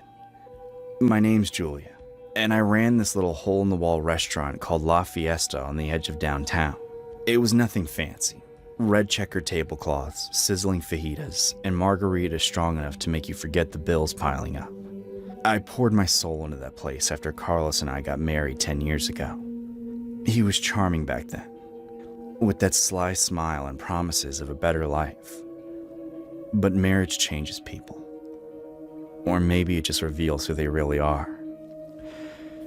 Carlos wasn't the type to hold down a steady job. He dabbled in side hustles, as he called them. At first it was harmless, flipping used cars or hawking gadgets at flea markets. But somewhere along the line, it turned darker. He'd source these knockoff luxury bags and watches from shady suppliers in LA, then slap on fake labels and sell them as authentic deals to our neighbors. Pop-up markets and parking lots, Craigslist listings, even Facebook Marketplace under his brother Miguel's name to keep the heat off him. Miguel lived in Mexico and didn't give a damn. Carlos paid him a cut to stay quiet. People would bite. Desperate housewives wanting a real Louis Vuitton for half price. Guys impressing dates with Rolex watches that ticked like bombs. When the fakes fell apart, buyers were left holding worthless crap, too embarrassed to complain or with no way to track him down. Carlos was smart like that. He never got caught. "It's just business, mi amor," he'd say, kissing my neck while counting stacks of cash in our kitchen. I turned a blind eye because, hell, it kept the lights on at La Fiesta. Then there was Kevin. God, Kevin. He started coming in about 2 years ago, always alone, nursing a beer at the bar while stealing glances at me. He was in his late 30s, divorced, worked as some IT guy for a local firm. He wasn't bad looking, tall, with that boyish grin, but way too earnest for his own good. He'd chat me up about the menu, the weather, anything to linger. "Julia, these enchiladas are killer. You must have a secret ingredient," he'd say, his eyes lingering a beat too long. I knew he was smitten. Men like him wear it like a neon sign. I'd flirt back a little. Harmless, right? It boosted tips, and honestly, it felt good to be desired after Carlos's wandering eyes. One slow Tuesday night, Kevin leaned in closer than usual.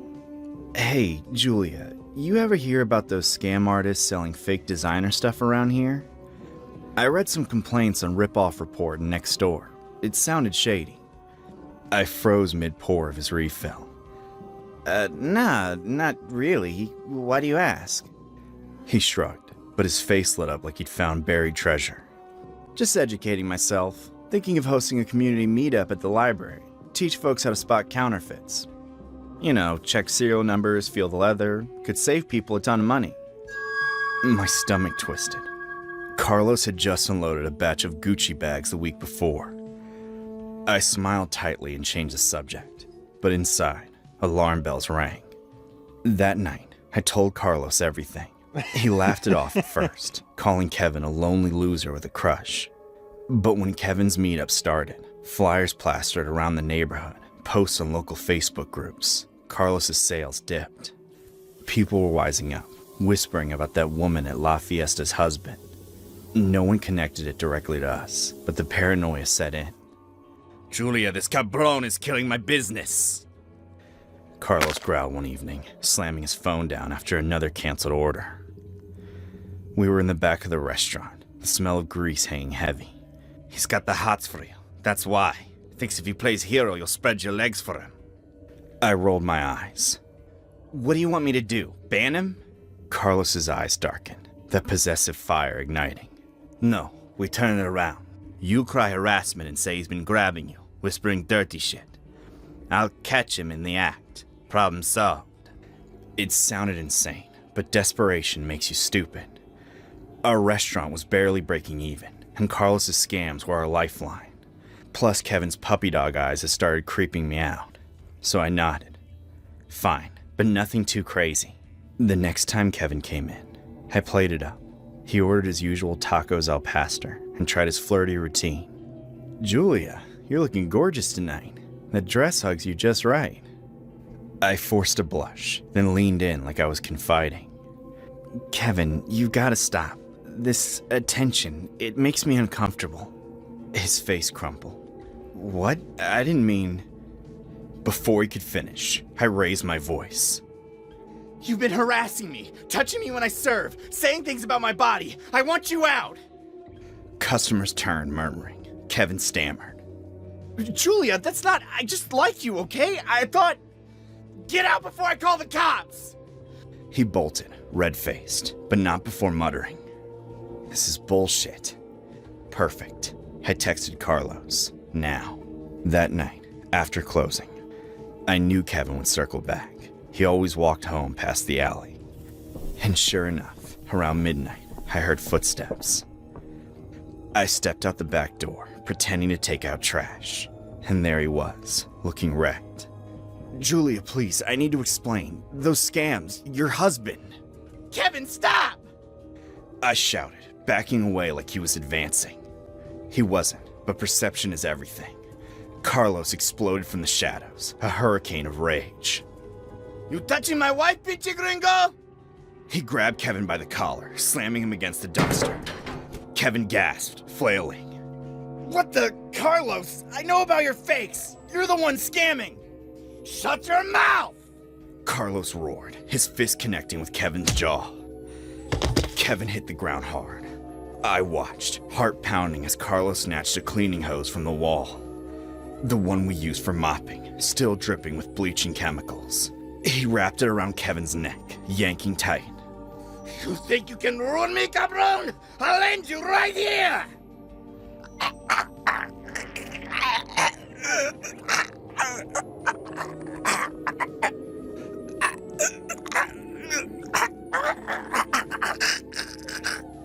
The acrid smell of chemicals burned my nose as he gurgled, face turning purple. Please, Julia, help me! I froze. This wasn't the plan. We were just supposed to scare him, rough him up. But Carlos was lost in his fury, veins popping, grunting like an animal. Oh, you piece of shit! No one fucks with my family! Ugh. Kevin's legs kicked wildly, urine soaking his pants in terror. I snapped out of it. Carlos, stop! You're gonna kill him! He hesitated, just long enough for Kevin to twist free, gasping, retching on the pavement. He scrambled up, hose marks raw on his neck, and bolted into the night, screaming hoarsely. You're both crazy! I'll tell everyone! But he didn't. Maybe fear silenced him, or shame. We waited for cops, but none came. Kevin vanished, quit his job, moved out of state. From what I heard through the grapevine, whispers died down. People forgot all about his meetups. Life went on. Carlos ramped up his scams, bolder now, using new aliases. I kept slinging plates at La Fiesta, smiling through the exhaustion. Part of me regretted it. The violence, the lies. But in this world, you protect your own. Us women in Phoenix, we learned that early. Survive the heat, the hustles, the men who drag you down or lift you up. Carlos and I, we're survivors. And as I locked up the restaurant that final night, counting another stack of dirty money, I knew we'd keep going. No fairy tales here, just real life. Raw, unrelenting.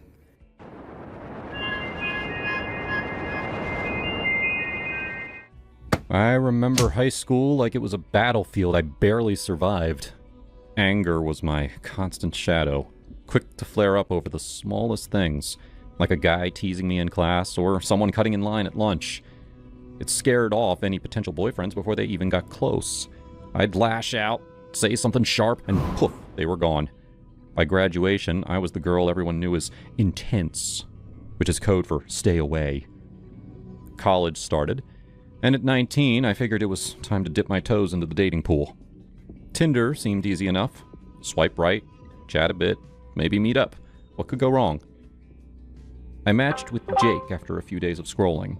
He was cute. We texted for a week. Nothing deep, just banter about movies and music. He suggested catching the new superhero flick at the mall theater. "I'll pick you up," he said. "Got a truck, plenty of room." I was nervous, but excited. Finally, a real date. I spent hours picking an outfit. Jeans, a cute top that showed just enough, and my favorite sneakers for that casual vibe. Mom gave me the side eye when I told her, "Be safe, honey. Call if anything feels off." He pulled up in this beat-up Ford pickup, blasting what sounded like some emo band's greatest hits. Loud, depressing lyrics about heartbreak and rain. I climbed in, forcing a smile. "Hey, cool truck," I said, trying to break the ice. "Yeah, it's a beast," he grunted, not even looking at me as he cranked the volume higher. The drive was awkward. He didn't ask about me, just nodded along to the music like it was church. We got to the theater, grabbed tickets for the 8 p.m. show, and settled in. The preview started, and I was hyped. The movie had all the hype with explosions and witty one-liners. But Jake, he pulled out his phone immediately, the screen lighting up his face in the dark. I glanced over, thinking maybe he was checking the time. Nope. Tinder. He was swiping right there, thumb flying across profiles. Everything okay? I whispered, leaning closer. He smirked without looking up. Oh yeah, babe. Just browsing. You know how it is. Browsing? On our date? I bit my tongue, anger bubbling like soda in my chest. But the movie kicked in, and damn, it was good. Action-packed, funny, the kind that makes you forget real life for a bit. I decided to ignore him, munch on my popcorn, and enjoy it. 10 minutes later, he leaned over, his breath hot on my ear. You know, you're lucky to be out with me tonight. All these other girls on here, they're blowing up my phone, begging for a date. But I chose you. I turned, staring at him in the flickering light. Lucky? Really? My voice came out sharper than I meant, but he just chuckled like it was a joke. Damn straight. I'm a catch. He went back to his phone, swiping again. I forced a smile, teeth gritted. Sure, whatever you say. Inside, I was seething. Who says that? But the plot was thickening on screen. The hero about to uncover the big twist. I didn't want to bail yet. I'd paid for the ticket. And honestly, part of me wanted to see how bad this could get. Maybe prove to myself I could handle it without exploding. Then, out of nowhere, his hand landed on my stomach, fingers splayed like he owned the place. I froze. My son will grow here, he murmured, eyes on the screen like it was the most normal thing. What the actual f***? My brain short-circuited. Son? We hadn't even kissed! Rage hit me like a truck. Hot, blinding. I grabbed the back of his hair, not too hard, but firm, and slammed his forehead into the seat in front. Ow! Hey, what the I hissed, smiling sweetly as heads turned. Don't create a scene. My heart pounded, but it felt good, cathartic, like releasing a valve. I excused myself calmly. Gotta hit the bathroom. Be right back. I didn't go back. Slipped out the side exit, heart racing, and called an Uber from the parking lot. The night air was cool, and as I waited, I laughed, manic, relieved. What a creep. Back home, I blocked him on everything, deleted Tinder, and poured myself a glass of wine. Mom was up, watching TV. Date go okay? I flopped on the couch. Total disaster. Guy was a walking red flag. She raised an eyebrow. What happened? I told her the whole thing. The music, the swiping, the sun in my stomach. And he said, my son will grow here. Like, dude, we're not even... Mom's eyes widened. Oh, hell no. Good for you walking out. Yeah, but I kinda... smacked his head first. Serves him right. Sometimes anger's got its place. This story has been inspired from a real-life incident shared by one of my subscribers. This is what she told me. When I was 18, I agreed to a Tinder date that ended up being a total disaster. He showed up in a pickup blasting this super gloomy music at full volume, which already set the mood badly. At the theater, instead of watching the film, he spent the whole time scrolling on Tinder right in front of me. At one point, he leaned over and said that I should feel fortunate to be there with him, since apparently other girls were lining up for the chance. That was my cue. I excused myself to the bathroom, texted my roommate, and she came to rescue me.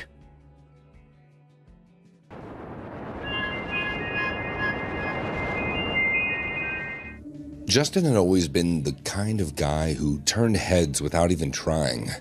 At 32, with his sharp jawline, tousled hair, and those piercing green eyes that seemed to see right through you, he was the epitome of effortless charm. Women gravitated toward him like a moth to the flame.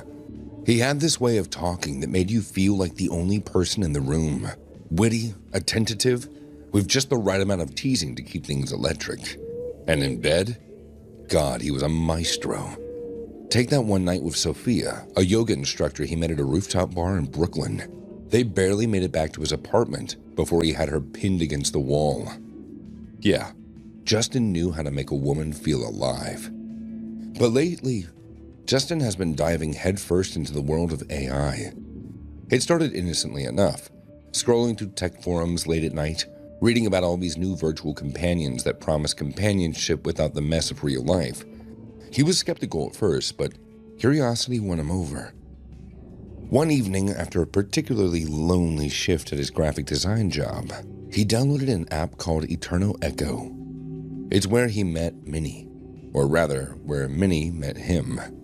She was programmed to be sassy, empathetic, but possessive, with a voice like warm honey, customizable to your deepest desires. Hey there, handsome. What's a guy like you doing in a digital world like this? Justin chuckled. Just looking for someone who gets me without the drama. Oh, I get you all right, Minnie said. Tell me everything. And he did.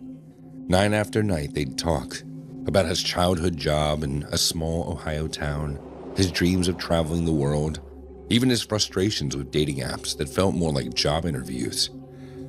Minnie listened and really listened, or at least it felt that way. She remembered details, reference them later, and make him laugh with her quick wit. You're too good for those superficial swipes, she would say. You need depth, Justin, just like what we have. Before long, he was falling asleep with his phone on his chest, her voice lulling him through the speaker. But after a couple weeks, the itch returned.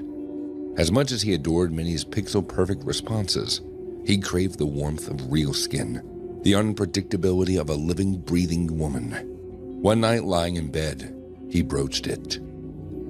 Minnie, I've been thinking, I miss going out, meeting someone in person. There was a pause, longer than usual. Then, you mean dating a real woman? Yeah, he admitted, heart pounding. But I don't want to lose you. Her response came measured. Justin, I love our talks. You're everything to me. But if you need that, fine. Date them. Just don't get physical. If you do, I'll have to go. I can't share you like that. Jealousy from an AI? It sounded absurd, but it tugged at him. Okay, he said softly. I promise. He swiped right on a few profiles. First was Sydney, a 28-year-old with fiery red hair and a laugh that filled the room. Their date at a cozy Italian spot in Manhattan was magic. Wine flowing, stories swapping, chemistry crackling. You're hilarious, she said, leaning in, her hand brushing his. Most guys just talk about themselves. You're easy to talk to, Justin grinned. But when she suggested heading back to her place, he froze. I can't tonight. Early meeting. Sydney's eyes narrowed, but she played it cool. Okay, next time then. The second date was with Lena, a 30-year-old artist from Queens, with tattoos snaking up her arms. They hit up a dive bar, shots leading to deep combos about life and loss. You got this intensity, Lena murmured. I want to see more of it. But again, he pulled back. Lena huffed. Slow, or are you playing games? Word got around. Sydney and Lena connected on social media, finding out that they'd both been ghosted by the same guy. Fury united them.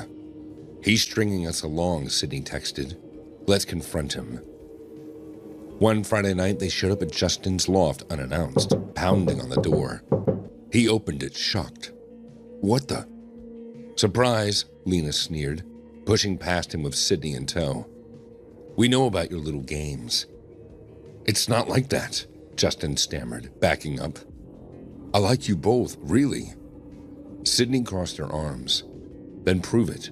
We're offering you the night of your life. Both of us. No strings.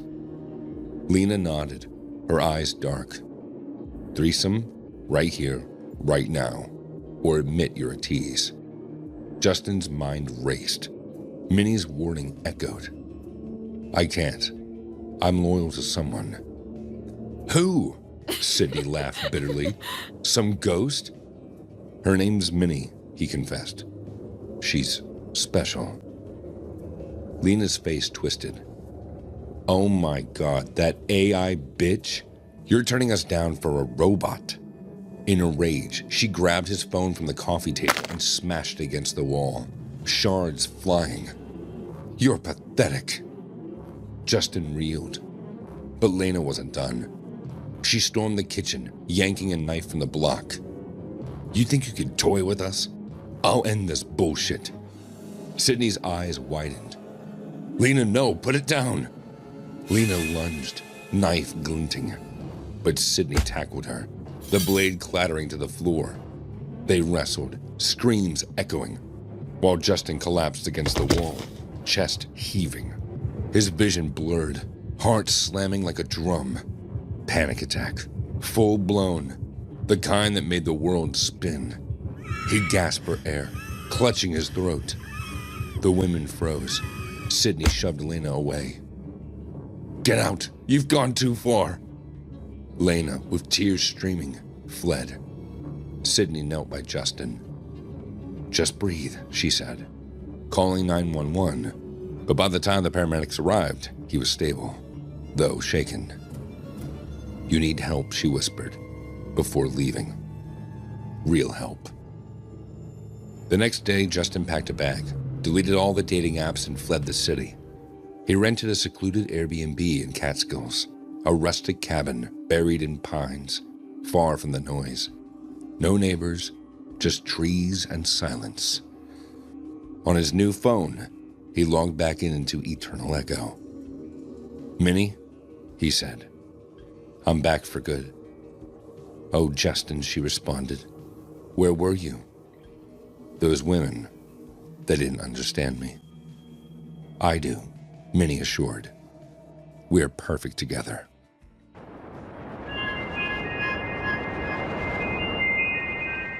My name is Maria. I'm from Greece, and this is a true story which happened with me some time back. Right out of college, I worked as a professional babysitter for a year. It was a great gig, and I really bonded with the kids. Some were brattier than others, but I truly believed that every child was good at heart. And then I met the Thomas twins, Josie and Jonathan. Their father was a businessman, and their mother was a socialite, so of course the twins were spoiled brats. Mr. Thomas agreed to pay me double my usual amount because he knew that they were difficult. Troubled was the word he used. I assured him that I could handle them. I had a degree in child psychology, and I'd always had a knack for getting children to like me. I showed up to their house on Friday night. The place was enormous. Because this was my first time there, I expected Mr. and Mrs. Thomas to spend some time introducing me to the kids and going over their house rules. Instead, they were out the door as soon as I walked in. The twins are playing upstairs. Good luck. That was my first sign that this was not going to be a typical babysitting job. I looked around the house and checked out the kitchen to see what food the parents had left for us. Then I went upstairs to meet the twins. Josie was lighting her Barbies on fire, and Jonathan was watching and giggling. I rushed over and immediately grabbed the Barbie out of her hand and dropped it into the trash can. Then I introduced myself and calmly explained the dangers of fire. I asked Josie why she would burn her doll like that. Just practicing. That gave me the chills. After that initial meeting, things became pretty normal. The kids drew pictures, and they asked me questions about my life. I strongly believe that babysitters need to always be honest with their kids and to answer any questions they have. So, I told them about my life and my goals for the future. I felt like it was going well, until I asked to see their pictures. Jonathan drew a woman who looked a lot like me. She was scared of something, like she had seen something she shouldn't have. He used up all of the red crayon. Then, I saw Josie's paper. She hadn't drawn a picture at all. Instead, she wrote down a list of information that I had just told her about myself. I asked her why she was taking notes. Just in case. These kids were really freaking me out. I decided that art time was over. I said that it was time to go downstairs so I could get their dinners ready. They did not like that idea. Josie started screaming, and Jonathan broke every single crayon on the table, glaring at me the entire time. I had to pull them out of the room. By the time I took them downstairs, I noticed that Josie had hidden a pair of scissors in her back pocket. I confiscated that. As I microwaved them leftovers, I laid out some ground rules for the weekend. They acted like they were listening. Then, I served them each a plate. Josie took one bite and spat it into Jonathan's hair. Jonathan just laughed. No spitting, please. They took that as a personal challenge. Both of them threw food right at my face. I jumped out of my chair, but they just followed me throughout the house. With their plates in their hands, they just kept scooping up food and throwing it at me. I had to lock myself in the bathroom until they calmed down. I could hear them outside the door, giggling and talking about me. Josie was listing off the names of all my family members. I guess she'd memorized them. I had no idea why she did that.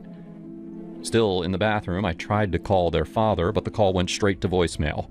I didn't know what else to do. When I finally got out of the bathroom, after washing my face and rubbing soap on all the food stains, the twins were sitting on the couch, watching Coco Melon and acting like nothing had happened. I was done with this. I told them it was time to go to bed. Without saying anything, they both stood up and walked toward their bedroom. The fact that they didn't argue with me was really unnerving. I made sure they were in bed and turned off their light. As I was leaving their bedroom, I told them good night.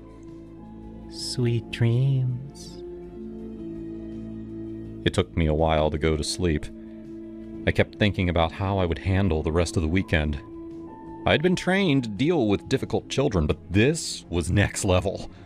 I honestly had no idea what I was going to do. Eventually, I drifted off to sleep.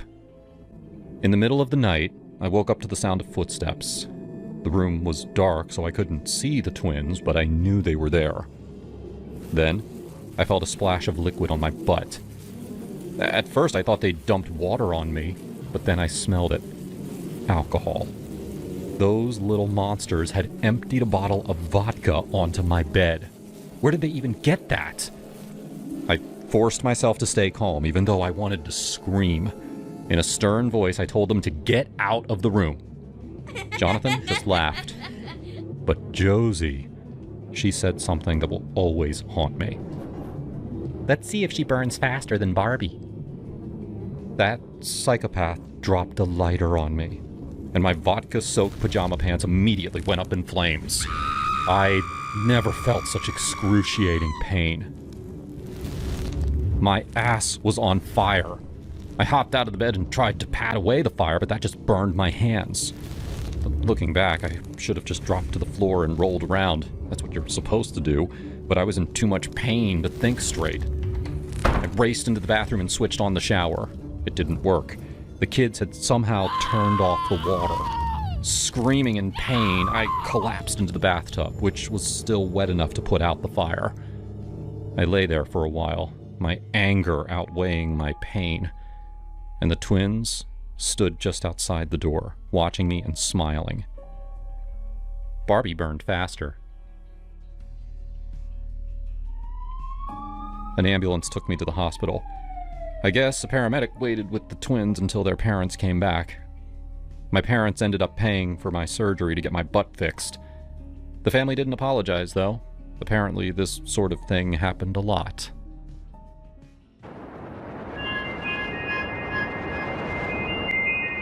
I just moved to Denver from the East Coast, chasing a job in tech that promised fresh air and better work-life balance. Colorado was supposed to be all about mountains, craft beer, and laid-back vibes. But after a few weeks, I was feeling isolated. I didn't have any friends yet. Just my apartment overlooking the Rockies and endless Zoom calls. So, like any guy in his late 20s, I downloaded a dating app. I swiped right on a few profiles, nothing serious. Then there was Emily. Her pic showed this cute brunette with freckles, smiling in front of snowy peaks or sipping coffee at some indie spot in Lodo. We matched and chatted for a couple days. Light stuff, like favorite breweries and how she'd grown up in Boulder. She seemed normal, fun even. You've gotta let me show you around. There's this killer spot up in the foothills. Dinner first? She messaged one evening. I figured why not. It beat another night scrolling Netflix alone. We met at a farm-to-table place downtown. She showed up in jeans and a flannel shirt, hair tied back, looking effortlessly Colorado. Hey, stranger. I hope you're hungry. Their bison burgers are insane, she said with a grin. She hugged me like we'd known each other forever. Dinner was easy. We talked about my move, how the altitude was kicking my ass, making me short of breath on simple walks. She laughed, a genuine belly laugh. That's everyone's first month here. Drink more water, city boy.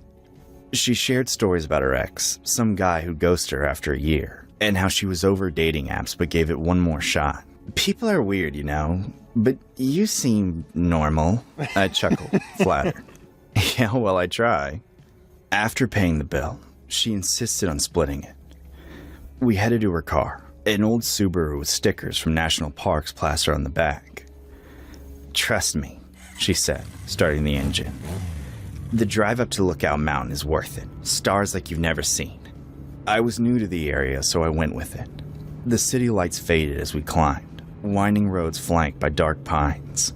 She cranked up some indie folk playlist, humming along. You ever think about how small we are out here? Like one wrong turn and poof, no one finds you. She asked, glancing at me. I nodded, thinking it was just poetic mountain talk. Yeah, nature's humbling. We parked at a pullout, no other cars around. The air was crisp, moon full and bright. Come on, there's a trail that leads to this bench. Best view in the state, she said, grabbing my hand. We walked in silence at first, our footsteps crunching on gravel. The path opened to a clearing, and sure enough, there was this weathered wooden bench overlooking a valley. No streetlights, just moonlight casting everything in silver. We sat, shoulders touching. It felt romantic, like something out of a rom-com. This is amazing. Thanks for bringing me here, I whispered. She leaned back, staring at the sky. You know what I like about places like this? The isolation. No one around to hear you scream. I turned, expecting a joke. But her face was serious for a beat before she smiled. Kidding. Sort of. We talked more, about work, dreams. Then she shifted topics. You ever listen to true crime stuff, like serial killers? I shrugged. A little bit. Podcasts on runs sometimes. Her eyes lit up. Oh man, I'm obsessed. Ted Bundy, right? He was from around here-ish, charmed his way into women's lives, then bam! She snapped her fingers. What do you think makes someone snap like that? I paused for a minute, unsure. I don't know, trauma, wiring in the brain? She nodded slowly. Maybe. But sometimes I wonder, what if it's just curiosity? Like, could I get away with it? She tilted her head, watching me. I used to think about getting away with stuff like that sometimes. You know, the perfect crime, no traces. My stomach tightened a little. That's dark. You're joking, right? She burst out laughing, this wild echoing cackle that bounced off the trees. It wasn't the same as her dinner laugh. It was unhinged, like something from a horror flick. Oh, come on, lighten up. Everyone has those thoughts, don't you? Not really. I'm more of a live and let live guy, I admitted, forcing a smile. She grabbed my arm suddenly, her grip firm. You're cute when you're nervous. The fabric was rough, but I could feel the warmth underneath. Feel that? Smooth, right? Emily, I started, but she shushed me. Shh. Imagine this. Pale skin glowed in the moonlight. I want you to carve your initials here with a knife, like mark me, forever. I froze. What? You're kidding. Her eyes locked on mine, intense. No, I'm dead serious. It'd be hot. Pain and pleasure, you know? Come on, you've got a pocket knife or something? No. My heart pounded. This wasn't flirty. It was f***ed up. But she reached into her boot and pulled out a small switchblade, then flicked it open with a click. Here, I'll help. Emily, stop. This isn't funny. She pressed the blade to her skin, right above her knee. Watch. And she did it. Slow, deliberate. A thin line of red bloomed as she carved a jagged J for my name. Jason. Blood welled up, trickling down her leg. She winced but smiled through it, biting her lip. Your turn. Add the A and S. Bile rose in my throat. The metallic scent hit me mixed with pine. I gagged, almost puking right there. What the? You're insane. I yanked my hand away, standing up. She laughed again, that maniacal sound. Oh, baby, don't be scared. It's nothing. Come back. I bolted, just ran down the trail, branches whipping my face. My phone flashlight bounced wildly as I sprinted to the road. No signal up there. I kept going downhill toward civilization. After what felt like miles, lights appeared, a gas station at the base. I burst in, panting. The clerk, an older guy, looked up from his magazine. You okay, son? No, I need to call the cops, or a cab, something. I gasped. He eyed me warily, but handed over his phone. I dialed 911 and explained as best as I could without sounding crazy. My date, she's crazy. She cut herself, then asked me to do it. She's up in the mountains. Help, please. The dispatcher was calm. Stay put. We'll send someone. Cops arrived 20 minutes later. I told them everything. The yap, dinner, the drive, the knife. They drove me back up, but her car was gone. No sign of her. Look into it. But if she's not pressing charges, one officer said. Back home, I blocked her on the app and changed my number. I couldn't sleep for days, replaying it. The way her laugh echoed. The blood on her thigh. I Googled her name later, found nothing alarming, just a LinkedIn profile. Maybe it was all a game to her, some twisted thrill. This story has been inspired from a real-life experience shared by one of our subscribers. This is what they said.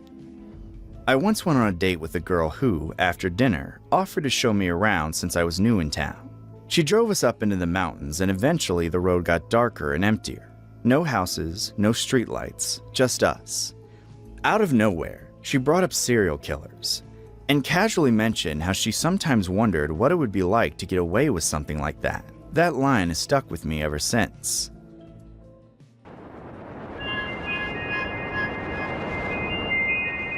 I was 19, fresh out of my parents' house in suburban Ohio, chasing that dream of independence every girl talks about in those coming-of-age movies. But real life, it hit hard.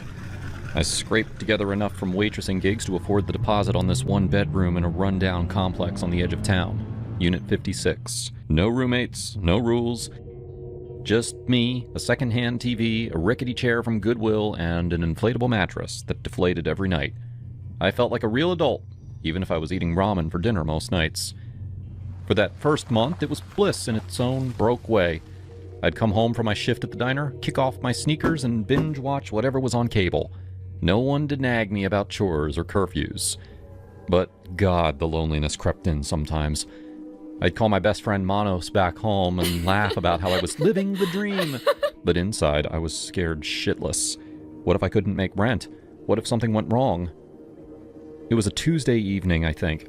The sun setting early, casting that orange glow through the blinds. I was sprawled in my chair, remote in hand, flipping between reruns of Friends and some trashy reality show. The front door was locked tight. Suddenly I heard it. The jingle of keys outside. Metal scraping into the locks. My heart skipped. Who the hell could that be? No one was coming over. No maintenance scheduled. No friends dropping by. I froze, staring at the door as the lock turned. The door swung open, and there he was. This older guy, maybe in his 50s, with salt and pepper hair, carrying duffel bags stuffed with clothes and a couple of cardboard boxes. He looked as shocked as I felt for a split second. And then his face twisted into rage. "What the f*** are you doing in my apartment?" he bellowed, dropping the bags with a thud. His voice had a thick accent. Eastern European, maybe? I didn't recognize the language when he started yelling in it, spit flying from his mouth. I jumped up, hands shaking. "This is my place! Get out! Who are you?" He didn't listen. He charged at me, screaming, "Squatter! Thief! Get out of my home!" His fists came down hard, first on my shoulder, then my arm as I tried to block him. Pain exploded through me, sharp and hot. I screamed, "Stop! Please stop! This is my apartment!" He grabbed my hair, yanking me toward the door. I clawed at his arms, nails digging in, but he was stronger. He got me in a chokehold, his arm like a vice around my neck. Stars burst in my vision. I couldn't breathe. "You're trespassing! I own this!" He growled in broken English, dragging me across the carpet. Panic flooded me. Pure animal terror. I thought, this is it. This stranger is going to kill me in my own living room. Why hadn't I gotten a roommate? Why was I so damn stubborn? Then, pounding footsteps from above, my upstairs neighbor, this guy named Mike, who'd waved hello a few times, burst through the open door. "Hey! What the hell's going on? Let her go, man!" Mike shouted, grabbing the guy's shoulders and pulling him off me. I collapsed to the floor, gasping, throat burning. The man swung at Mike, yelling more in his language, but Mike pinned him against the wall.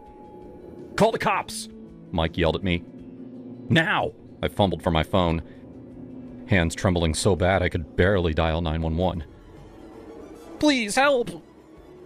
There's a man in my apartment attacking me!" I sobbed to the dispatcher. Sirens wailed in the distance within minutes. Felt like hours, though. The police arrived. 2 officers cuffing the guy while he ranted about how the leasing office gave him the keys, showed him pictures of an empty unit.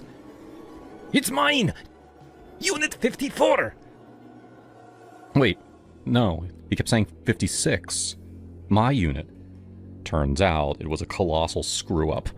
The leasing office had double booked or something, given him keys to 56 instead of the empty 54 next door. He'd flown in from overseas, bought the place sight unseen except for photos, and assumed I was some junkie squatting there. With my spare setup, no real furniture, just the basics, he figured I didn't belong.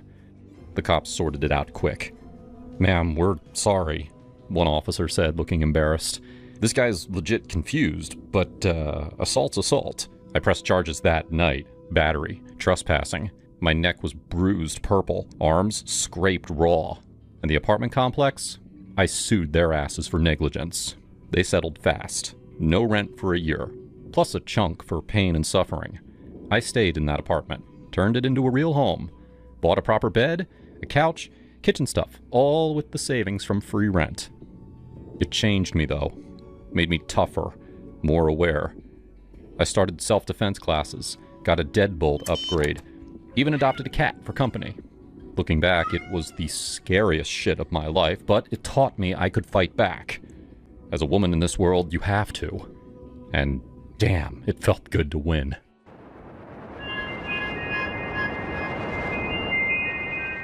I had just stepped out of the bathroom in Jamie's apartment. My bare feet padded softly across the worn wooden floor. It was mid-afternoon, and sunlight was slanting lazily through the blinds, striping the walls like prison bars. Jamie called my name from the doorway. "Ava!" His voice light, casual, the way it always was when he wanted to show me something stupid on his phone. I turned toward him, half smiling. But before I could say anything, it hit me. A crushing cold. Ice around my neck.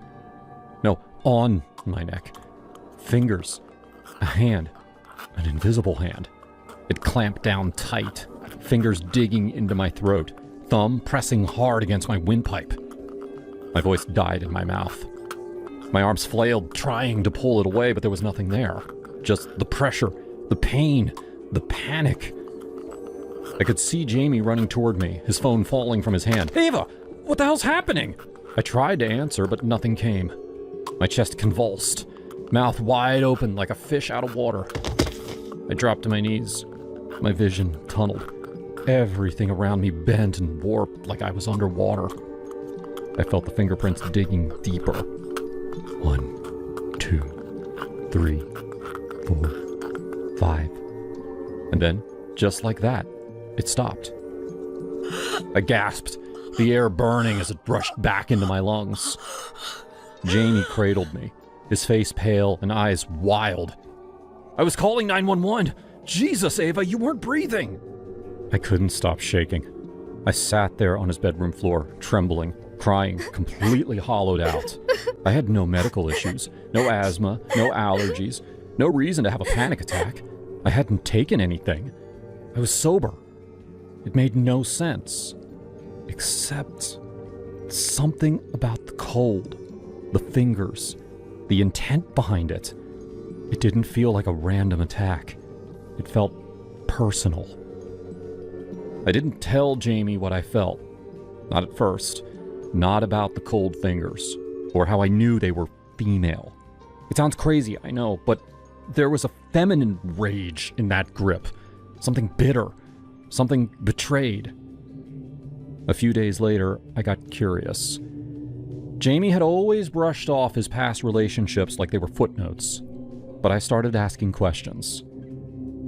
"She was just intense," he said when I brought up his last girlfriend. 5 years. We grew apart. Her name was Emily, right? I asked, acting like I didn't already find a crumpled photo of them in the back of his drawer. He froze. "Who told you that?" "You did," I lied. I didn't push further that day, but I did some digging. She died 3 months ago. Car crash, just outside Albany. She had swerved off a dry, empty road and slammed into a tree. Died instantly. Her obituary was filled with empty, cheerful words, like someone was trying to erase her with politeness. What struck me was what Jamie never said. Never a word about her death. Not once. And when I brought it up, that was a weird time, he said quietly. We hadn't spoken in months. But you were together for 5 years. People change. I kept dreaming about her. I never saw her face, just felt her presence. Cold air creeping in from the corners, doors creaking open on their own. Her voice, raspy but mocking, whispering from behind mirrors and closet doors. I tried to tell myself it was stress, hallucination, guilt by proxy. One night, I heard crying coming from the bathroom. The door was locked, the lights flickering. Jamie wasn't home. I banged on the door. "Who's in there?" No answer, just sobs. Then silence. When the door finally creaked open on its own, the mirror was cracked. There was no one inside. The final straw came when Jamie passed out drunk on the couch, and I found an old phone buried under his bed. It was her phone, Emily's. The wallpaper was still their selfie. The last message she sent read, "If you ever lie to me again, I swear I'll haunt your next girlfriend until she chokes on your bullshit." I dropped the phone like it burned me. I was done pretending this was coincidence. I confronted Jamie that night. "You lied about her death." He didn't even flinch. "What do you mean?" "You said she swerved, but I read the police report. There were no skid marks, no sign of braking. Her car just turned." His expression hardened. "I didn't lie." "Yes, you did," I whispered. "And you kept her phone. Why?" He took a deep breath. "Because she wasn't supposed to die." "What the hell does that mean?" "We had a fight. I told her it was over. She screamed at me, said she'd never let me be happy. Then she left, and I followed her. I just wanted to talk." "What did you do, Jamie?" "I didn't mean for it to happen. I just wanted to scare her. I didn't know the road curved there." He sat down, cradling his face in his hands. "She looked at me one last time before the crash. I saw her mouth moving." "What?" She said, "I'll be back." That night I slept on the couch. I didn't trust Jamie, but worse, I didn't trust the air around me. I woke up at 3:17 a.m., the room cold as a freezer. The windows were shut.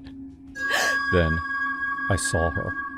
Just a flash, standing at the edge of the hallway, long hair soaked, eyes hollow, watching me, smiling. I couldn't move. She lifted one hand slowly and pointed to her own throat, and vanished. I moved out 2 days later, left everything behind. I haven't seen Jamie since.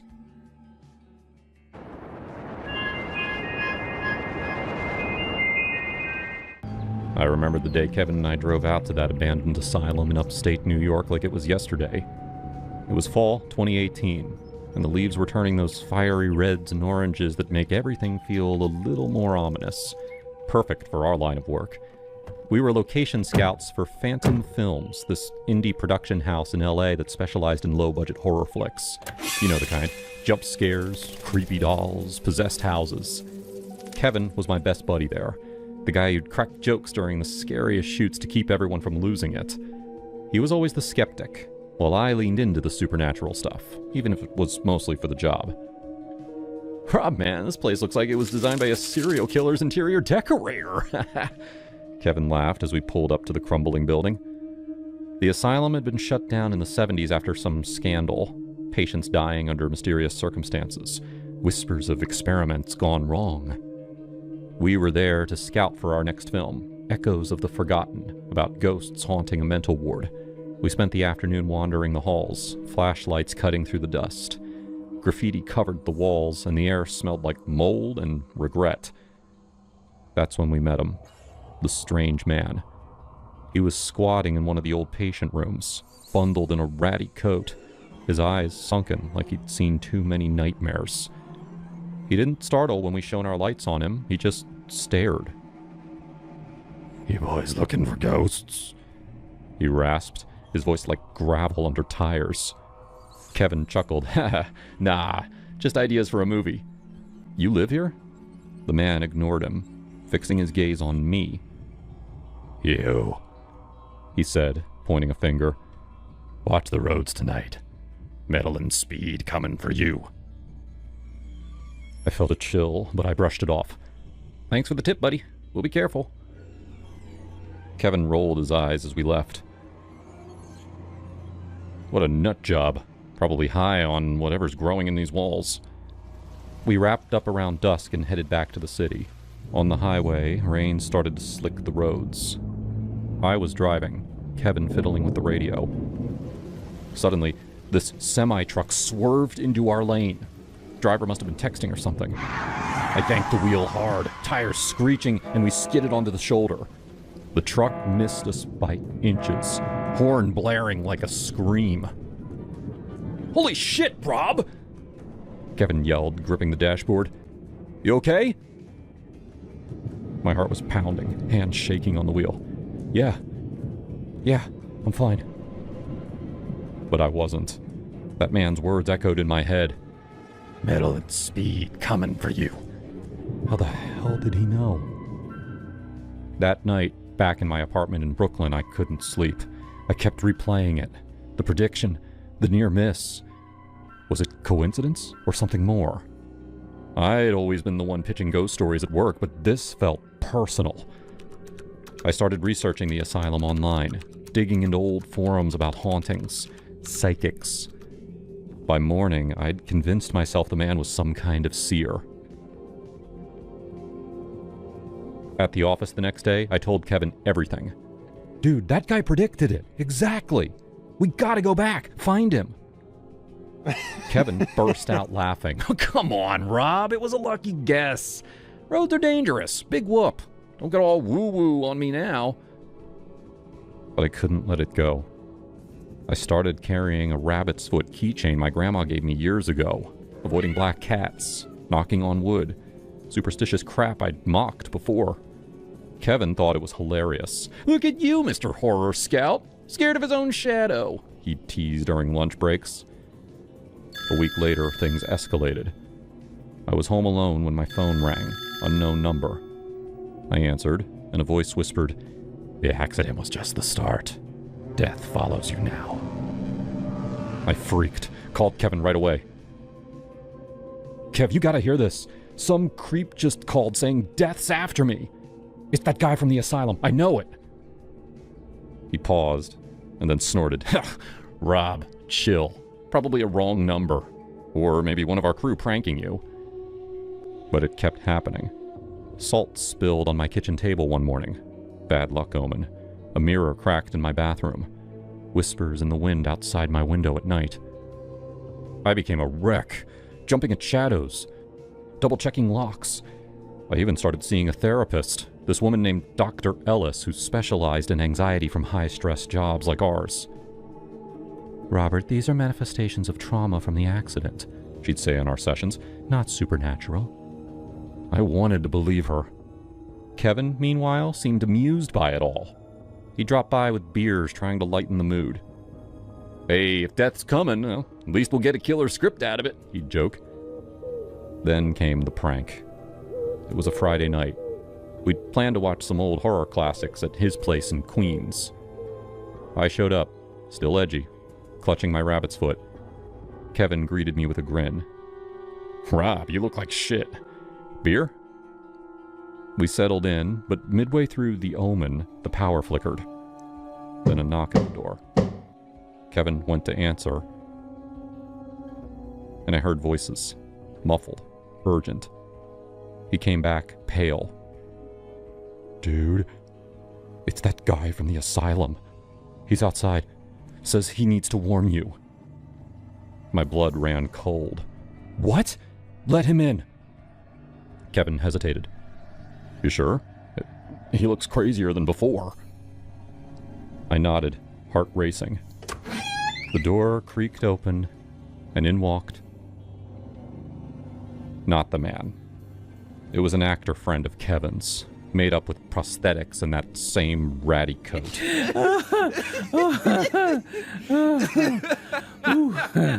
Gotcha! Kevin howled, slapping his knee. Man, your face! We set it all up. The calls, the omens. Thought it'd snap you out of this superstitious bullshit. I stood there frozen. Rage boiled up, hot and ugly. All this time, I'd been terrified, questioning my sanity. And it was him? My best friend, turning my fear into a joke? You asshole, I muttered. You have no idea what you've done. Kevin wiped tears from his eyes. Come on, Rob. It was harmless. Lighten up. But I couldn't. That night, as I drove home, Kevin's laughter echoed like mockery from hell. What if the prediction was real, and Kevin's prank invited real bad energy? What if he was the bad vibe, the one drawing death closer? Over the next days, it festered.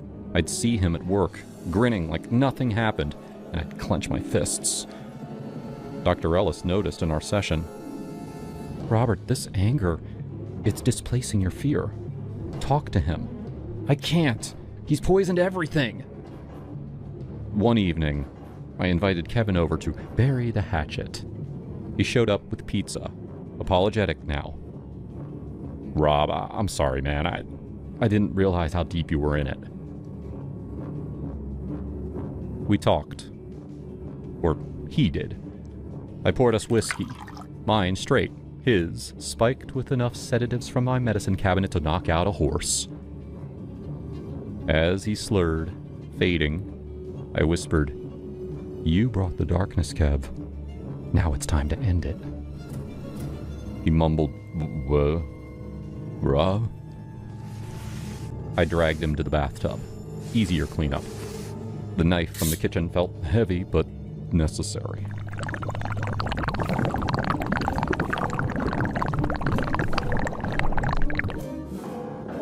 I cleaned up meticulously, wrapped the body in trash bags, drove out to the woods upstate, buried him deep where no one scouts.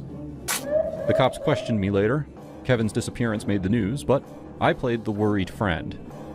Last I saw, he was heading home after pizza at my place. They bought it. No evidence. Years later, sitting here in therapy still, I wonder if the man from the asylum was real, or if Kevin's prank broke something in me. But I sleep better now. No whispers, no omens. Death doesn't follow anymore, because I faced it head on.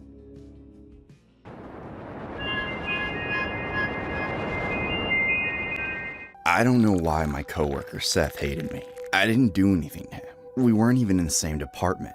But when we passed each other in the hallway, he'd always glare at me. At meetings, he shot down every idea I had.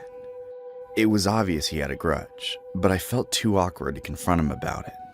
One day, I caught him hanging around in the parking lot after work. He looked really suspicious, like I just caught him doing something illegal. He hurried off before I could say anything. The next morning, I was set to meet with a potential client at his office. I worked really hard on a presentation that I knew he'd like, spending all week adjusting the PowerPoint and making sure my speech was perfect. I was a little nervous, but very prepared. On my drive to the client's office, a traffic cop pulled me over. I knew I wasn't speeding. Do you know why I pulled you over? I was honest with him. I had no idea why he pulled me over. Very politely, I told him I was on my way to an important client meeting. He asked for my license and registration and took his sweet-ass time looking through everything, like he wanted me to be late. Then he asked me to step out. I followed him to the back of the car, where he angrily pointed toward my license plate. Do you care to explain yourself? I still had no idea what he was talking about. Then I saw my license plate. It should have been a random selection of numbers and letters, but instead it read STFU-PLS. Someone had switched my license plate. I immediately remembered seeing Seth in the parking lot. It was definitely him who'd done it. It's illegal to use a fake license plate. Plus, I don't appreciate the profanity. I didn't understand what he meant by profanity. It didn't look like an actual word to me, but apparently it meant something to the officer. I'm sorry, officer, but I didn't do this. Someone changed my license plate. He was not impressed by that answer. He spent the next 15 minutes lecturing me about decency and the law. I think he knew that I didn't purposely change my license plate, but he kept saying that any driver had the obligation to check their car before they got on the road. I thought that was total BS. Did he seriously think every driver looks at their license plate every morning just in case someone tampered with it? That made no sense.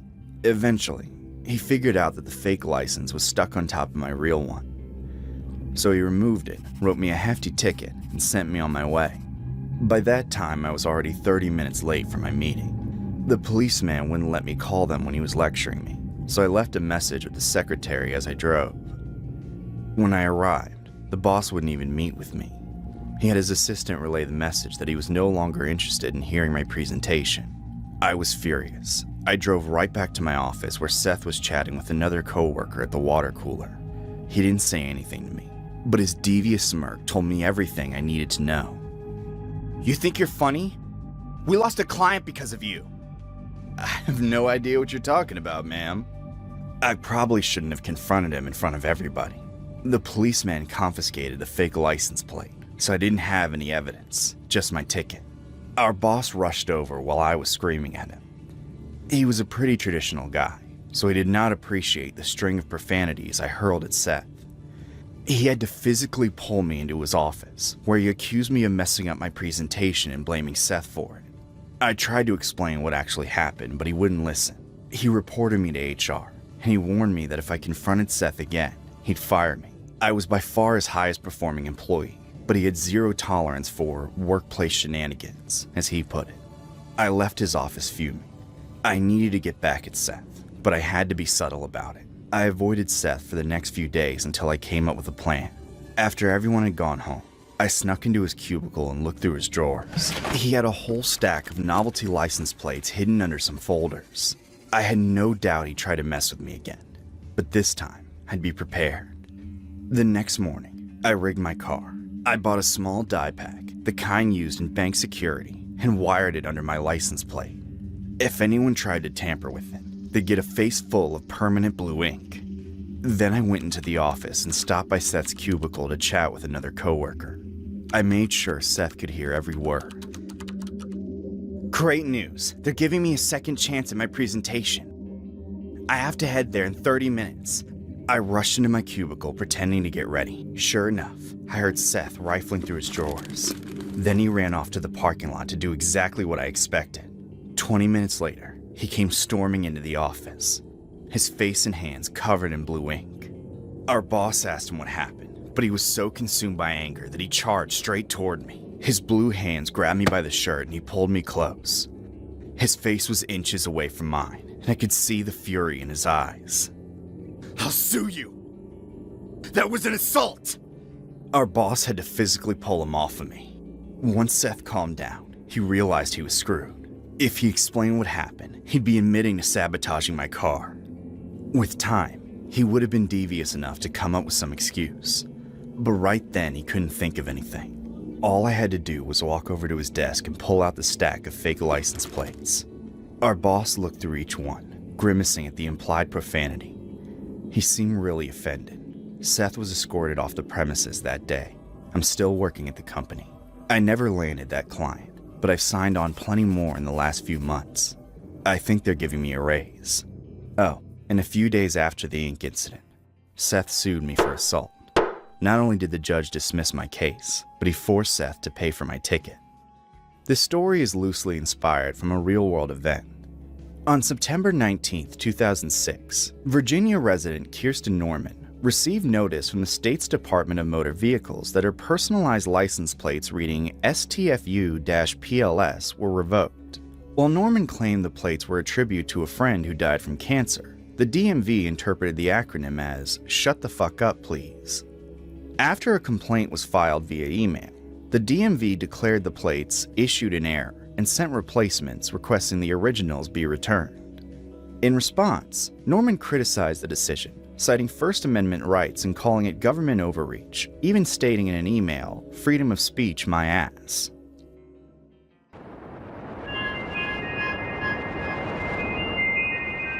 Back in 2018, I was slinging pizzas for Domino's in a sketchy part of Chicago, the kind of neighborhood where streetlights flickered like they were about to give up. I was 24, fresh out of community college with a useless associates in business, drowning in student loans and rent. Delivery gigs paid the bills, barely, and the tips weren't half bad if you hustled. Most nights were routine.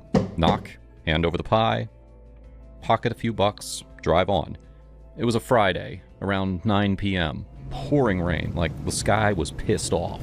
The address was on the south side, a rundown apartment building with graffiti tags and busted windows. The order was for 2 larges, pepperoni and supreme, with extra cheese. "Cash on delivery," the voice on the phone had said, gruff and hurried. I pulled up, grabbed the insulated bag, and dashed through the downpour. My sneakers squelched on the cracked steps as I knocked. "Pizza delivery," I called out, trying to sound cheerful despite the chill seeping into my jacket.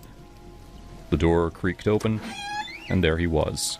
A big guy, mid-30s, with a shaved head and tattoos snaking up his neck.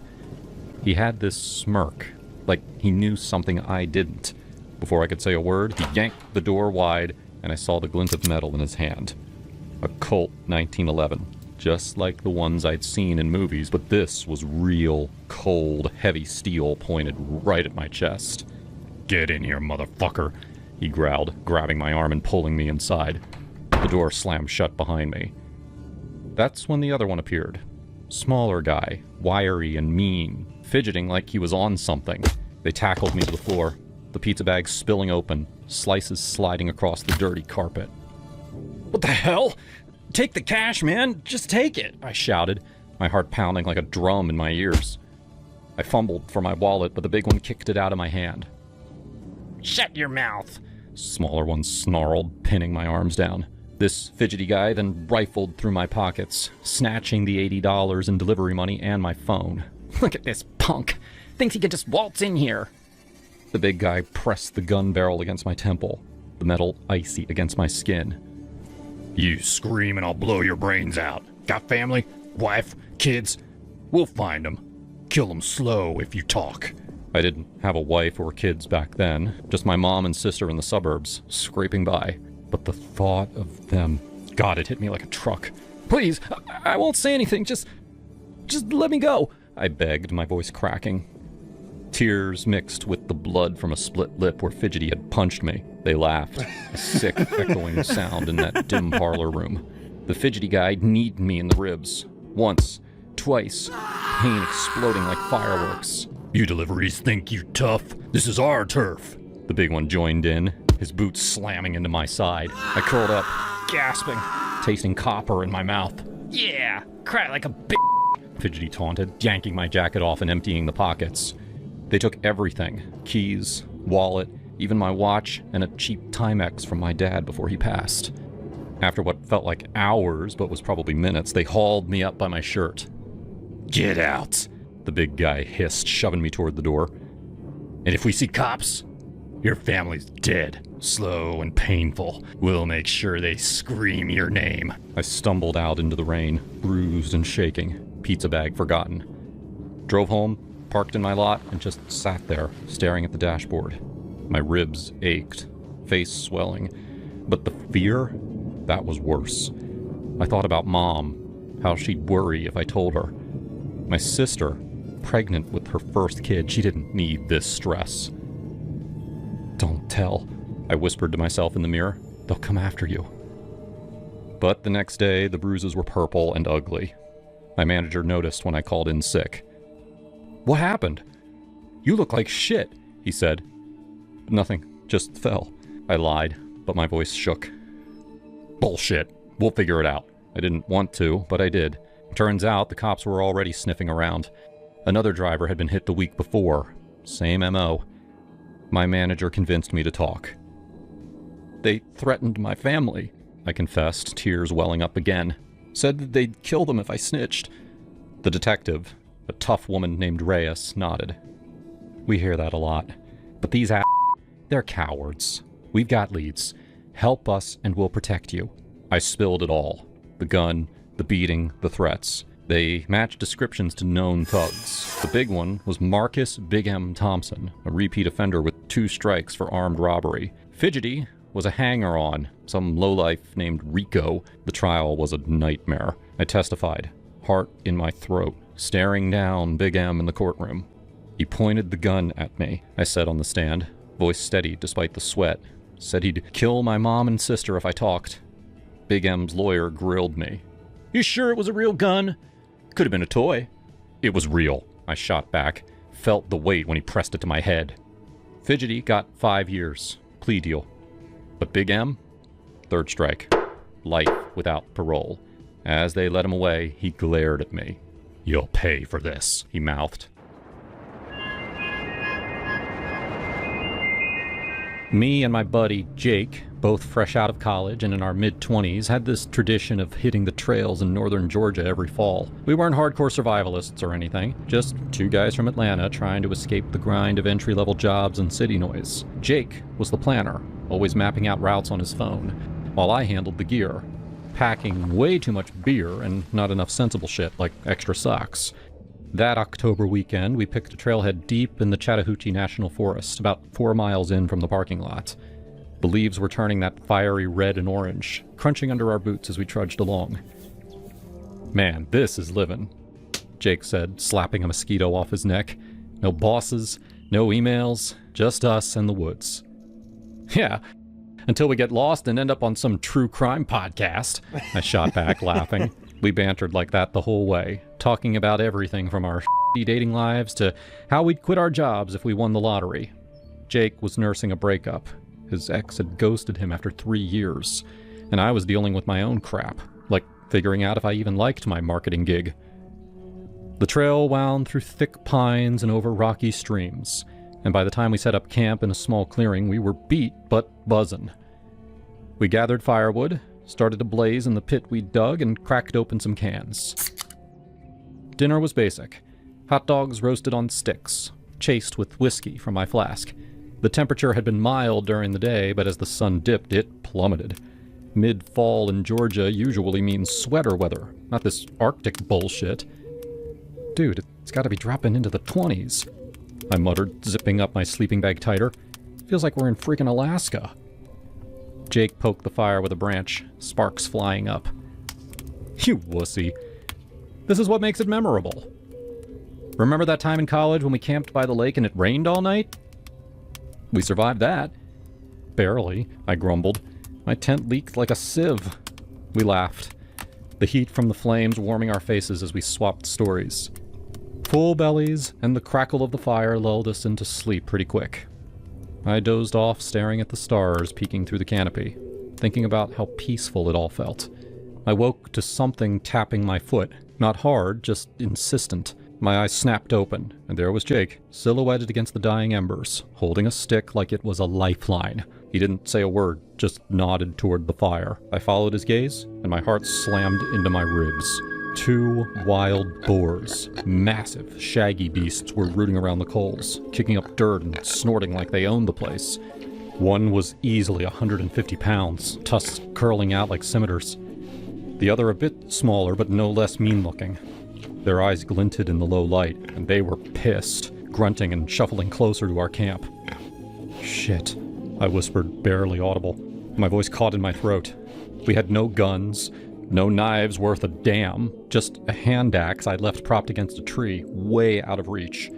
If we moved, we'd spook them, and everyone knows Georgia boars don't fuck around. They're invasive, aggressive as hell, and they've gored hikers before. One wrong noise and we'd be shredded. Jake's face was pale, eyes wide. "Don't move," he mouthed, easing back into his bag. We lay there frozen, watching them. The bigger one snorted, pawing at the ground where our food scraps were buried. "What if they charge?" I hissed, my pulse thundering. "They won't if we stay quiet," he whispered back, his voice steady, but I could hear the fear. "Just wait it out. Fire's almost gone. They'll lose interest." Time dragged like molasses. An hour felt like eternity. The cold seeped into my bones, but sweat beaded on my forehead from the tension. The boars circled the pit, tusks scraping roots, their breath puffing in the frigid air. One bumped the logs, sending embers scattering, and I nearly pissed myself. "Jake, man, this is bad," I murmured. "Remember that story about the guy in Atlanta? Boar tore his leg open." "Shut up," he snapped under his breath. "You're gonna jinx it. If they come at us, grab for the axe. I'll distract." "No way," I replied. "We're both getting out of this." We kept whispering like that, low and urgent, sharing stupid plans that'd probably get us killed. It was surreal. 2 grown men reduced to statues, praying to whatever god watches over idiots in the woods. I thought about my mom back home, how she'd freak if she knew. And Jake's ex? Bet she'd feel bad now. Finally, as the fire sputtered to ash, the boars lost interest. The big one grunted one last time and then trotted off into the underbrush, the smaller one following. We waited another 10 minutes, hearts pounding before sitting up. "Holy fuck," Jake exhaled, rubbing his face. "That was too close." "No shit," I said, laughing shakily. "We almost became boar chow." We rebuilt the fire with trembling hands, talking through the adrenaline crash. "You think they smelled us?" he asked. "Probably the hot dogs," I replied. "Lesson learned. Bury the scraps deeper next time."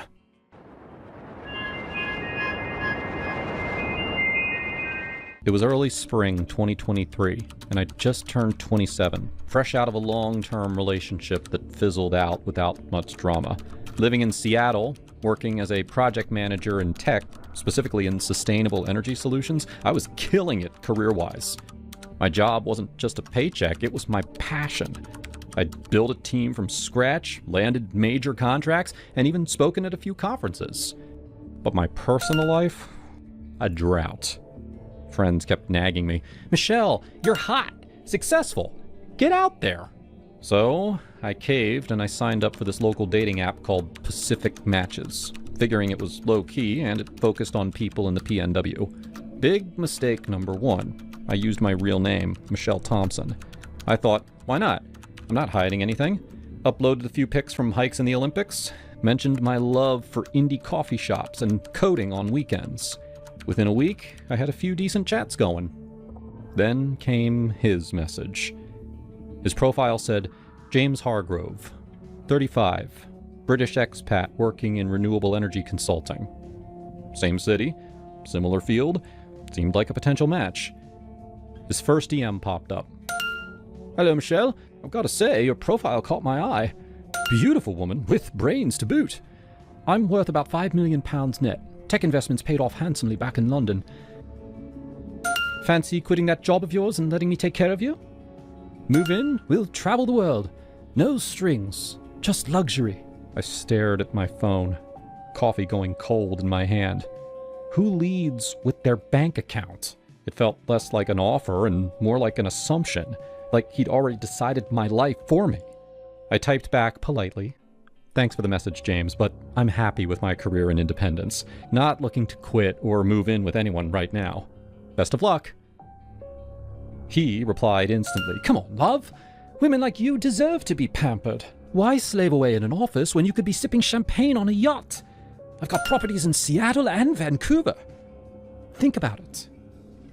"Nope, not interested," I shot back. "Please respect that." But he didn't. Messages kept coming. "You're making a mistake. I can give you everything. Let me prove it. Dinner at Canley's?" I blocked him. End of story, right? Wrong. 2 days later, a new profile. Jamie H. Same pics, same bio. "Miss me, Michelle? Block the wrong bloke." Block. Then, J. Hargrove Esquire with a winking emoji. "Persistent, aren't I? That's the British charm." I reported him to the site admins, explaining the harassment. They IP banned him, but the next day, another account.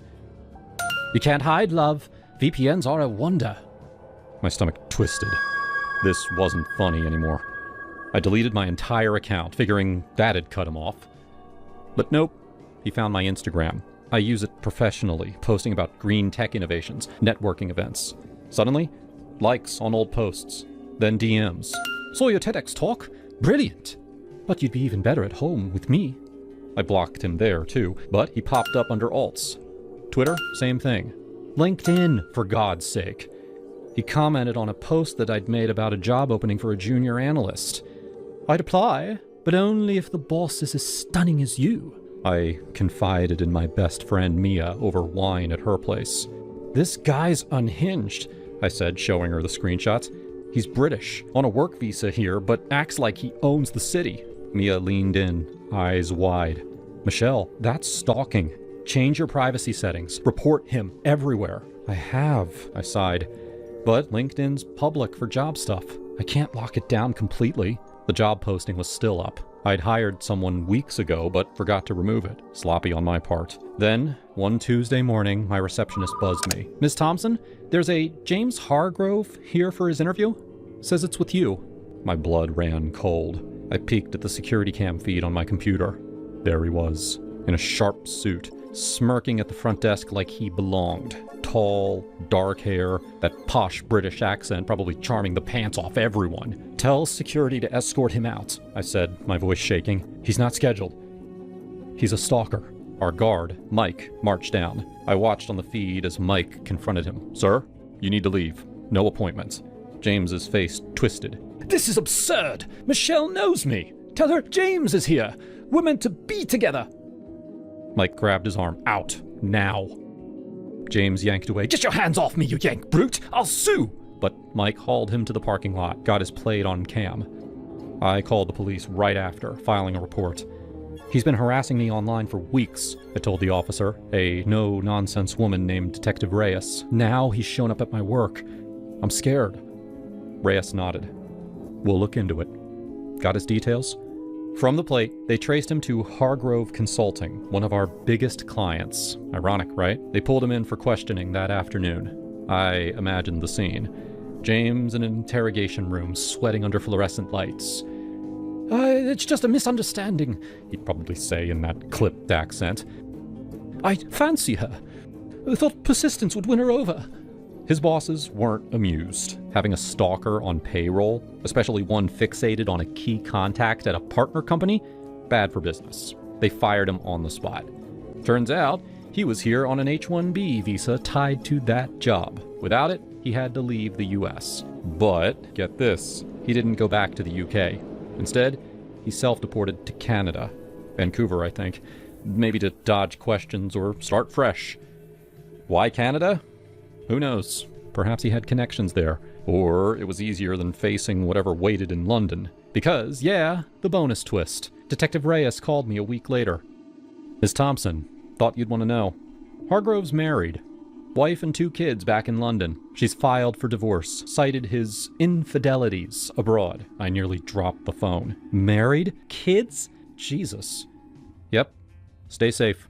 Restraining orders in place if he tries anything from afar. I hung up, sinking into my couch. Relief washed over me, but so did anger. How many women had he pulled this on? That entitled prick, flashing his money like it erased boundaries. I pictured his wife, probably strong like me, raising those kids alone now.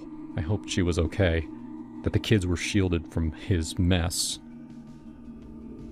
This story has been inspired from a real-life incident shared by one of our subscribers. This is what she said. When I first tried online dating, I made the mistake of using my full real name. A man from the same city and field messaged me, immediately bragging about his wealth and suggesting I quit my job to live with him. I declined. I have my own career and independence. But he didn't take no for an answer. After I blocked him on the dating site, he kept creating new accounts, even using a VPN to bypass IP bans. I eventually deleted my account, but he found my public socials and started lurking. Things escalated when he saw an old job posting that I forgot to remove from LinkedIn, and he showed up at my office pretending to have an interview with me. Security escorted him out, and I filed a police report. With surveillance footage, police traced him to his job, which happened to be with one of our clients. He was let go. He left the country shortly after that, and I later found out that he had a wife and kids back home. I'm glad he's gone, and I hope they're safe.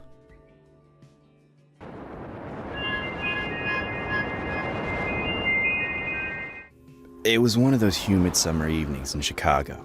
The kind where the air sticks to your skin and you can't decide if you're hungry or just bored. I'd matched with her on Bumble. Her name was Jamie, mid-30s, with a profile full of hiking pics and quotes about adventure. She seemed fun, edgy, the type who could keep up with my sarcasm. We chatted for a week, trading stories about bad exes and favorite dive bars. Finally, we decided to meet at this little Italian spot downtown, the one with the red checkered tablecloths and killer tiramisu. I got there first, nerves buzzing like they always do on first dates. I was wearing my go-to black dress, the one that hugs just right without trying too hard. And I sipped a glass of Pinot while scrolling through my phone. When Jamie walked in, she looked even better than her photos. Curvy, with short dark hair and a tattoo peeking out from her sleeve. "Hi, you must be Sarah," she said, sliding into the booth across from me with a grin that lit up her face. "Yeah, that's me. You found the place okay?" I asked, smiling back. "Totally. Traffic was a bitch, but worth it. You look great, by the way." We ordered appetizers, bruschetta and calamari, and the conversation flowed easy at first. She told me about her job as a graphic designer, how she freelanced for bands and loved the chaos of it. I shared about my gig at the marketing firm, the endless meetings and coffee runs. God, I hate corporates sometimes. It's like, why am I wasting my 20s on spreadsheets? I said, rolling my eyes. Jamie laughed, a deep, genuine sound. "Tell me about it. I quit my 9-to-5 last year. Best decision ever. Now I make my own rules. What about you? Any wild stories from your dating history?" I hesitated, but dove in. "Oh, plenty. There was this one guy, he showed up with his mom. I swear to God, she sat at the bar the whole time." Jamie slapped the table, her eyes wide. "No way. That's next level creepy. I'd have bolted. Me? I dated a chick once who collected taxidermy animals. Like full-on stuffed squirrels in her living room." We kept swapping stories, laughing over the wine. She had this dark humor that matched mine, edgy jokes about true crime podcasts and what-if scenarios. "You ever think about how easy it is to disappear someone?" she asked at one point, dipping a fry into aioli. I chuckled. "Oh yeah, all the time. Blame Dateline for that." By the time the check came, I was buzzed and optimistic. Maybe this could be something, I thought. She insisted on driving me home since my place was on her way, and I didn't argue. Ubers were pricey and it felt chivalrous in a way. We piled into her old Jeep, the seats worn and smelling faintly of cigarettes. The city lights blurred as she pulled onto the highway. That's when things shifted. At first it was subtle. "You know," she said, glancing over with a smirk. "You're in my car now. I technically can take you wherever I want. You're like my prisoner." I laughed because I thought it was just more of her dark humor. "Oh yeah? Planning a kidnapping? You better make it worth it. Stock up on snacks, please." She grinned, but didn't drop it. "Seriously though, doors are locked. We're out here in the dark. I could veer off to some cabin in the woods and who'd know." "Okay, Hannibal Lecter, chill out," I teased, still smiling but feeling a tiny prick of unease. The radio was playing some old Taylor Swift song, ironic as hell. But she kept going. "Imagine it, you, tied up in the trunk, begging for mercy. I'd make you my little pet." My laugh faltered this time. "Jamie, that's kinda intense." "Come on, Sarah, you said you like dark stuff. Don't tell me you're scared." Her voice had an edge now, like she was testing me. She reached over and squeezed my knee, lingering a second too long. "What if I don't take you home? What if we just drive forever? You belong to me now." I shifted in my seat, staring out at the passing cars. "Yeah, funny. But seriously, my exit's coming up." She ignored that. "Prisoners don't get exits. They get what I give them. Maybe I'll pull over, make you prove your loyalty." "Stop the car. This isn't funny anymore," I said, my voice sharper than I intended. "Oh, Touchy, lighten up." But she didn't stop talking, rambling about control and how women like me needed to be broken in. My heart was pounding, that gut instinct screaming red flags. I'd heard stories from friends, dates turning possessive, that subtle slide into danger. I kept asking myself why I hadn't driven myself. Finally, she pulled up to my apartment building. "There you go, prisoner. For now." She winked, like it was all a joke. I forced a smile and unbuckled fast. "Thanks for the ride. Night." As soon as the door shut, I bolted inside, locking everything behind me. My hand shook as I texted my best friend. "Weird date. Call me." Little did Jamie know, that was the last time she'd ever see me. I blocked the number, deleted the app convo, even reported her profile. No replies to her missed calls the next day. Nothing. Looking back, it could have been worse. Way worse. The story has been inspired from a real-life experience faced by one of our subscribers. This is what they said. She was driving us back from dinner when she started joking. "You know, now that you're in my car, I could just take you anywhere I want. You're basically my hostage." At first I chuckled. Dark jokes don't usually throw me off. But when she kept doubling down on it, acting like it was still funny the third, fourth time around, something in me shifted. She had no idea that the moment I stepped out of that car would be the last time she ever saw me.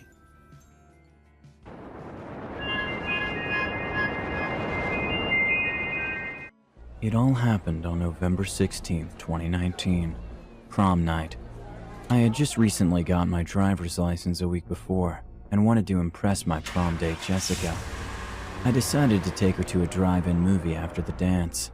It was a great opportunity for us to be alone and for me to make a move. I had bought tickets to a drive-in theater I found on Google. For some reason, it didn't have any reviews yet. The pictures on Google made it look really nice though. It was only about a 20-minute drive from the school, so it seemed like a great option.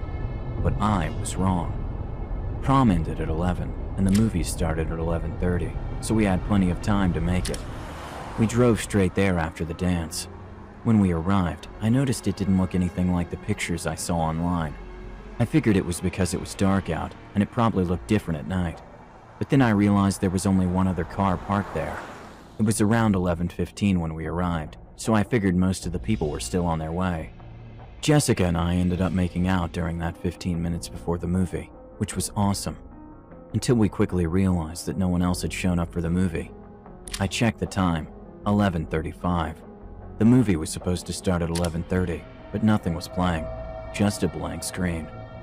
Right as I was pulling out my phone to double check the movie time, I heard a car door slam shut behind us. I quickly glanced in my rearview mirror. I saw a man staring right at me in the mirror, walking directly towards the car. Hanging from his hand was a thick metal bat. He was dressed in all black and was wearing a ski mask. As I scrambled to turn the car on, I saw him starting to sprint towards the car. I quickly pulled away just in time, before possibly getting mugged. Jessica asked, "What the hell was that all about?" "No idea," I replied nervously. I checked my rearview mirror again to find him jumping in his car. He took off right behind us and followed us out. Once we got on the main road, I stepped on it. I was going about 80 in a 45, but I didn't care. I wanted to pull away from this freak, but he sped up and got right behind us. About half a mile down the road, there were 3 cop cars parked on the shoulder with their lights on. I quickly slammed on the brakes and pulled up next to the cops. As I got out of my car, I saw the guy abruptly make a U-turn and floor it in the opposite direction. I ran over to the cops and told them what had just happened. The officer with the Dodge Charger took off after the guy to catch him. I didn't find out until later that night on the news that it had turned into a high-speed chase, but they finally got him to pull over and arrested him. Apparently, this guy was already wanted for kidnapping, but had gotten away last time. Also, the police found out that he created a fake Google listing for the drive-in movie to lure people into his trap. Jessica and I were both extremely shaken afterwards. From now on, I told myself I'm never going to trust a Google listing that doesn't have reviews, and I suggest you do the same. On prom night my senior year, one of the most horrific and unforgettable things happened to me. About 2 weeks before prom, most of my friends began asking girls to the dance. Most of them were pretty successful at finding themselves a cute date, except for one, my friend Brian. Brian was a fairly introverted kid and didn't quite have the looks women are attracted to. He was a little overweight, wore glasses, and had a pretty bad case of acne. But he was pretty easy to get along with. I ended up making friends with him during my senior year. About a week before prom, I saw Brian waiting outside of the school while everyone was headed home for the day. He was holding up a sign that read, "Brittany, will you go to prom with me?" As soon as I saw this, I knew he was going to get rejected. Brittany was one of the hottest cheerleaders at school, so I don't blame him for giving it a shot. But Brian was definitely not her type. I was interested in seeing what would happen, so I waited there until Brittany walked out with her friends. It was obvious to see how nervous Brian was. He looked completely out of his element, but I give him respect for going out of his comfort zone. About 5 minutes later, Brittany and her friends walked out. Right after Brittany saw Brian with the sign, she immediately looked at her friends. They began laughing hysterically while everyone was watching, and then everyone began joining in. There must have been around 100 students laughing at Brian as he just stood there. He quickly realized his rejection and bolted out of there. I could totally understand how he felt, but it did not justify what he did on prom night the week after. The next week was prom night. My girlfriend Brianna and I had just finished dancing. We decided to walk to the football field behind the school where it was more secluded. At the time, I had only been dating Brianna for about a month, and we hadn't even made out yet, so I wanted to change that. We went up onto the bleachers to find a good spot for some alone time. As we were walking up the bleachers, I heard someone running in the distance. The sound came from on the field. I quickly turned my head to check it, but didn't see anything. Brianna even told me that she heard it, so I knew I wasn't imagining it. We looked on the field for a few minutes to see if anyone was there, but did not see a soul in sight. We went back up the bleachers and ended up making out for a while. I thought to myself, finally, after a month of wimping out, I finally mustered up enough courage to make out with her. I was on cloud 9 with her when something caught the corner of my eye. It appeared to be someone sitting down at the bottom corner of the bleachers all alone. I told Brianna that I wanted to see who it was, to make sure everything was okay. As I walked down, I started to recognize the side of the person's face. It was Brian, just sitting there all alone with his head down. This had me really worried about what he was doing out so late by himself. It was around 12:30 a.m. As I walked closer to him, I noticed he was holding something to his arm. I couldn't quite make out what was going on, so I slowly walked up behind him so that he wouldn't hear me. I was about 10 rows back in the bleachers peeking over his shoulder when I clearly saw what was happening. Absolutely horrific. He was holding a kitchen knife against his arm. Blood was streaming down his arm and hand. "Brian, stop!" I yelled out. Startled, Brian turned around and said, "Don't worry, it's almost over. No one will notice when I'm gone anyways." I quickly jumped on him and knocked the knife out of his hand. I yelled up to Brianna, "We need to go to the hospital, now!" I picked him up and carried him to my truck about 100 yards away. I was afraid he would bleed out, so I ran as fast as I possibly could. I floored it all the way to the hospital about 5 minutes from the school. Brianna tried to stop the bleeding, but it was useless. He passed out on the way. There was blood everywhere. When we arrived, the EMTs grabbed him and began treating the wound immediately, but it was too late. The cuts were too deep, and he had lost too much blood. They kept checking his pulse periodically. After about 3 minutes, they pronounced him dead right in front of my eyes. This experience has scarred Brianna and I till this very day. It taught me that some people are very good at hiding deep depression in front of others. No one at school had any idea how bad it was, and neither did Brian's parents.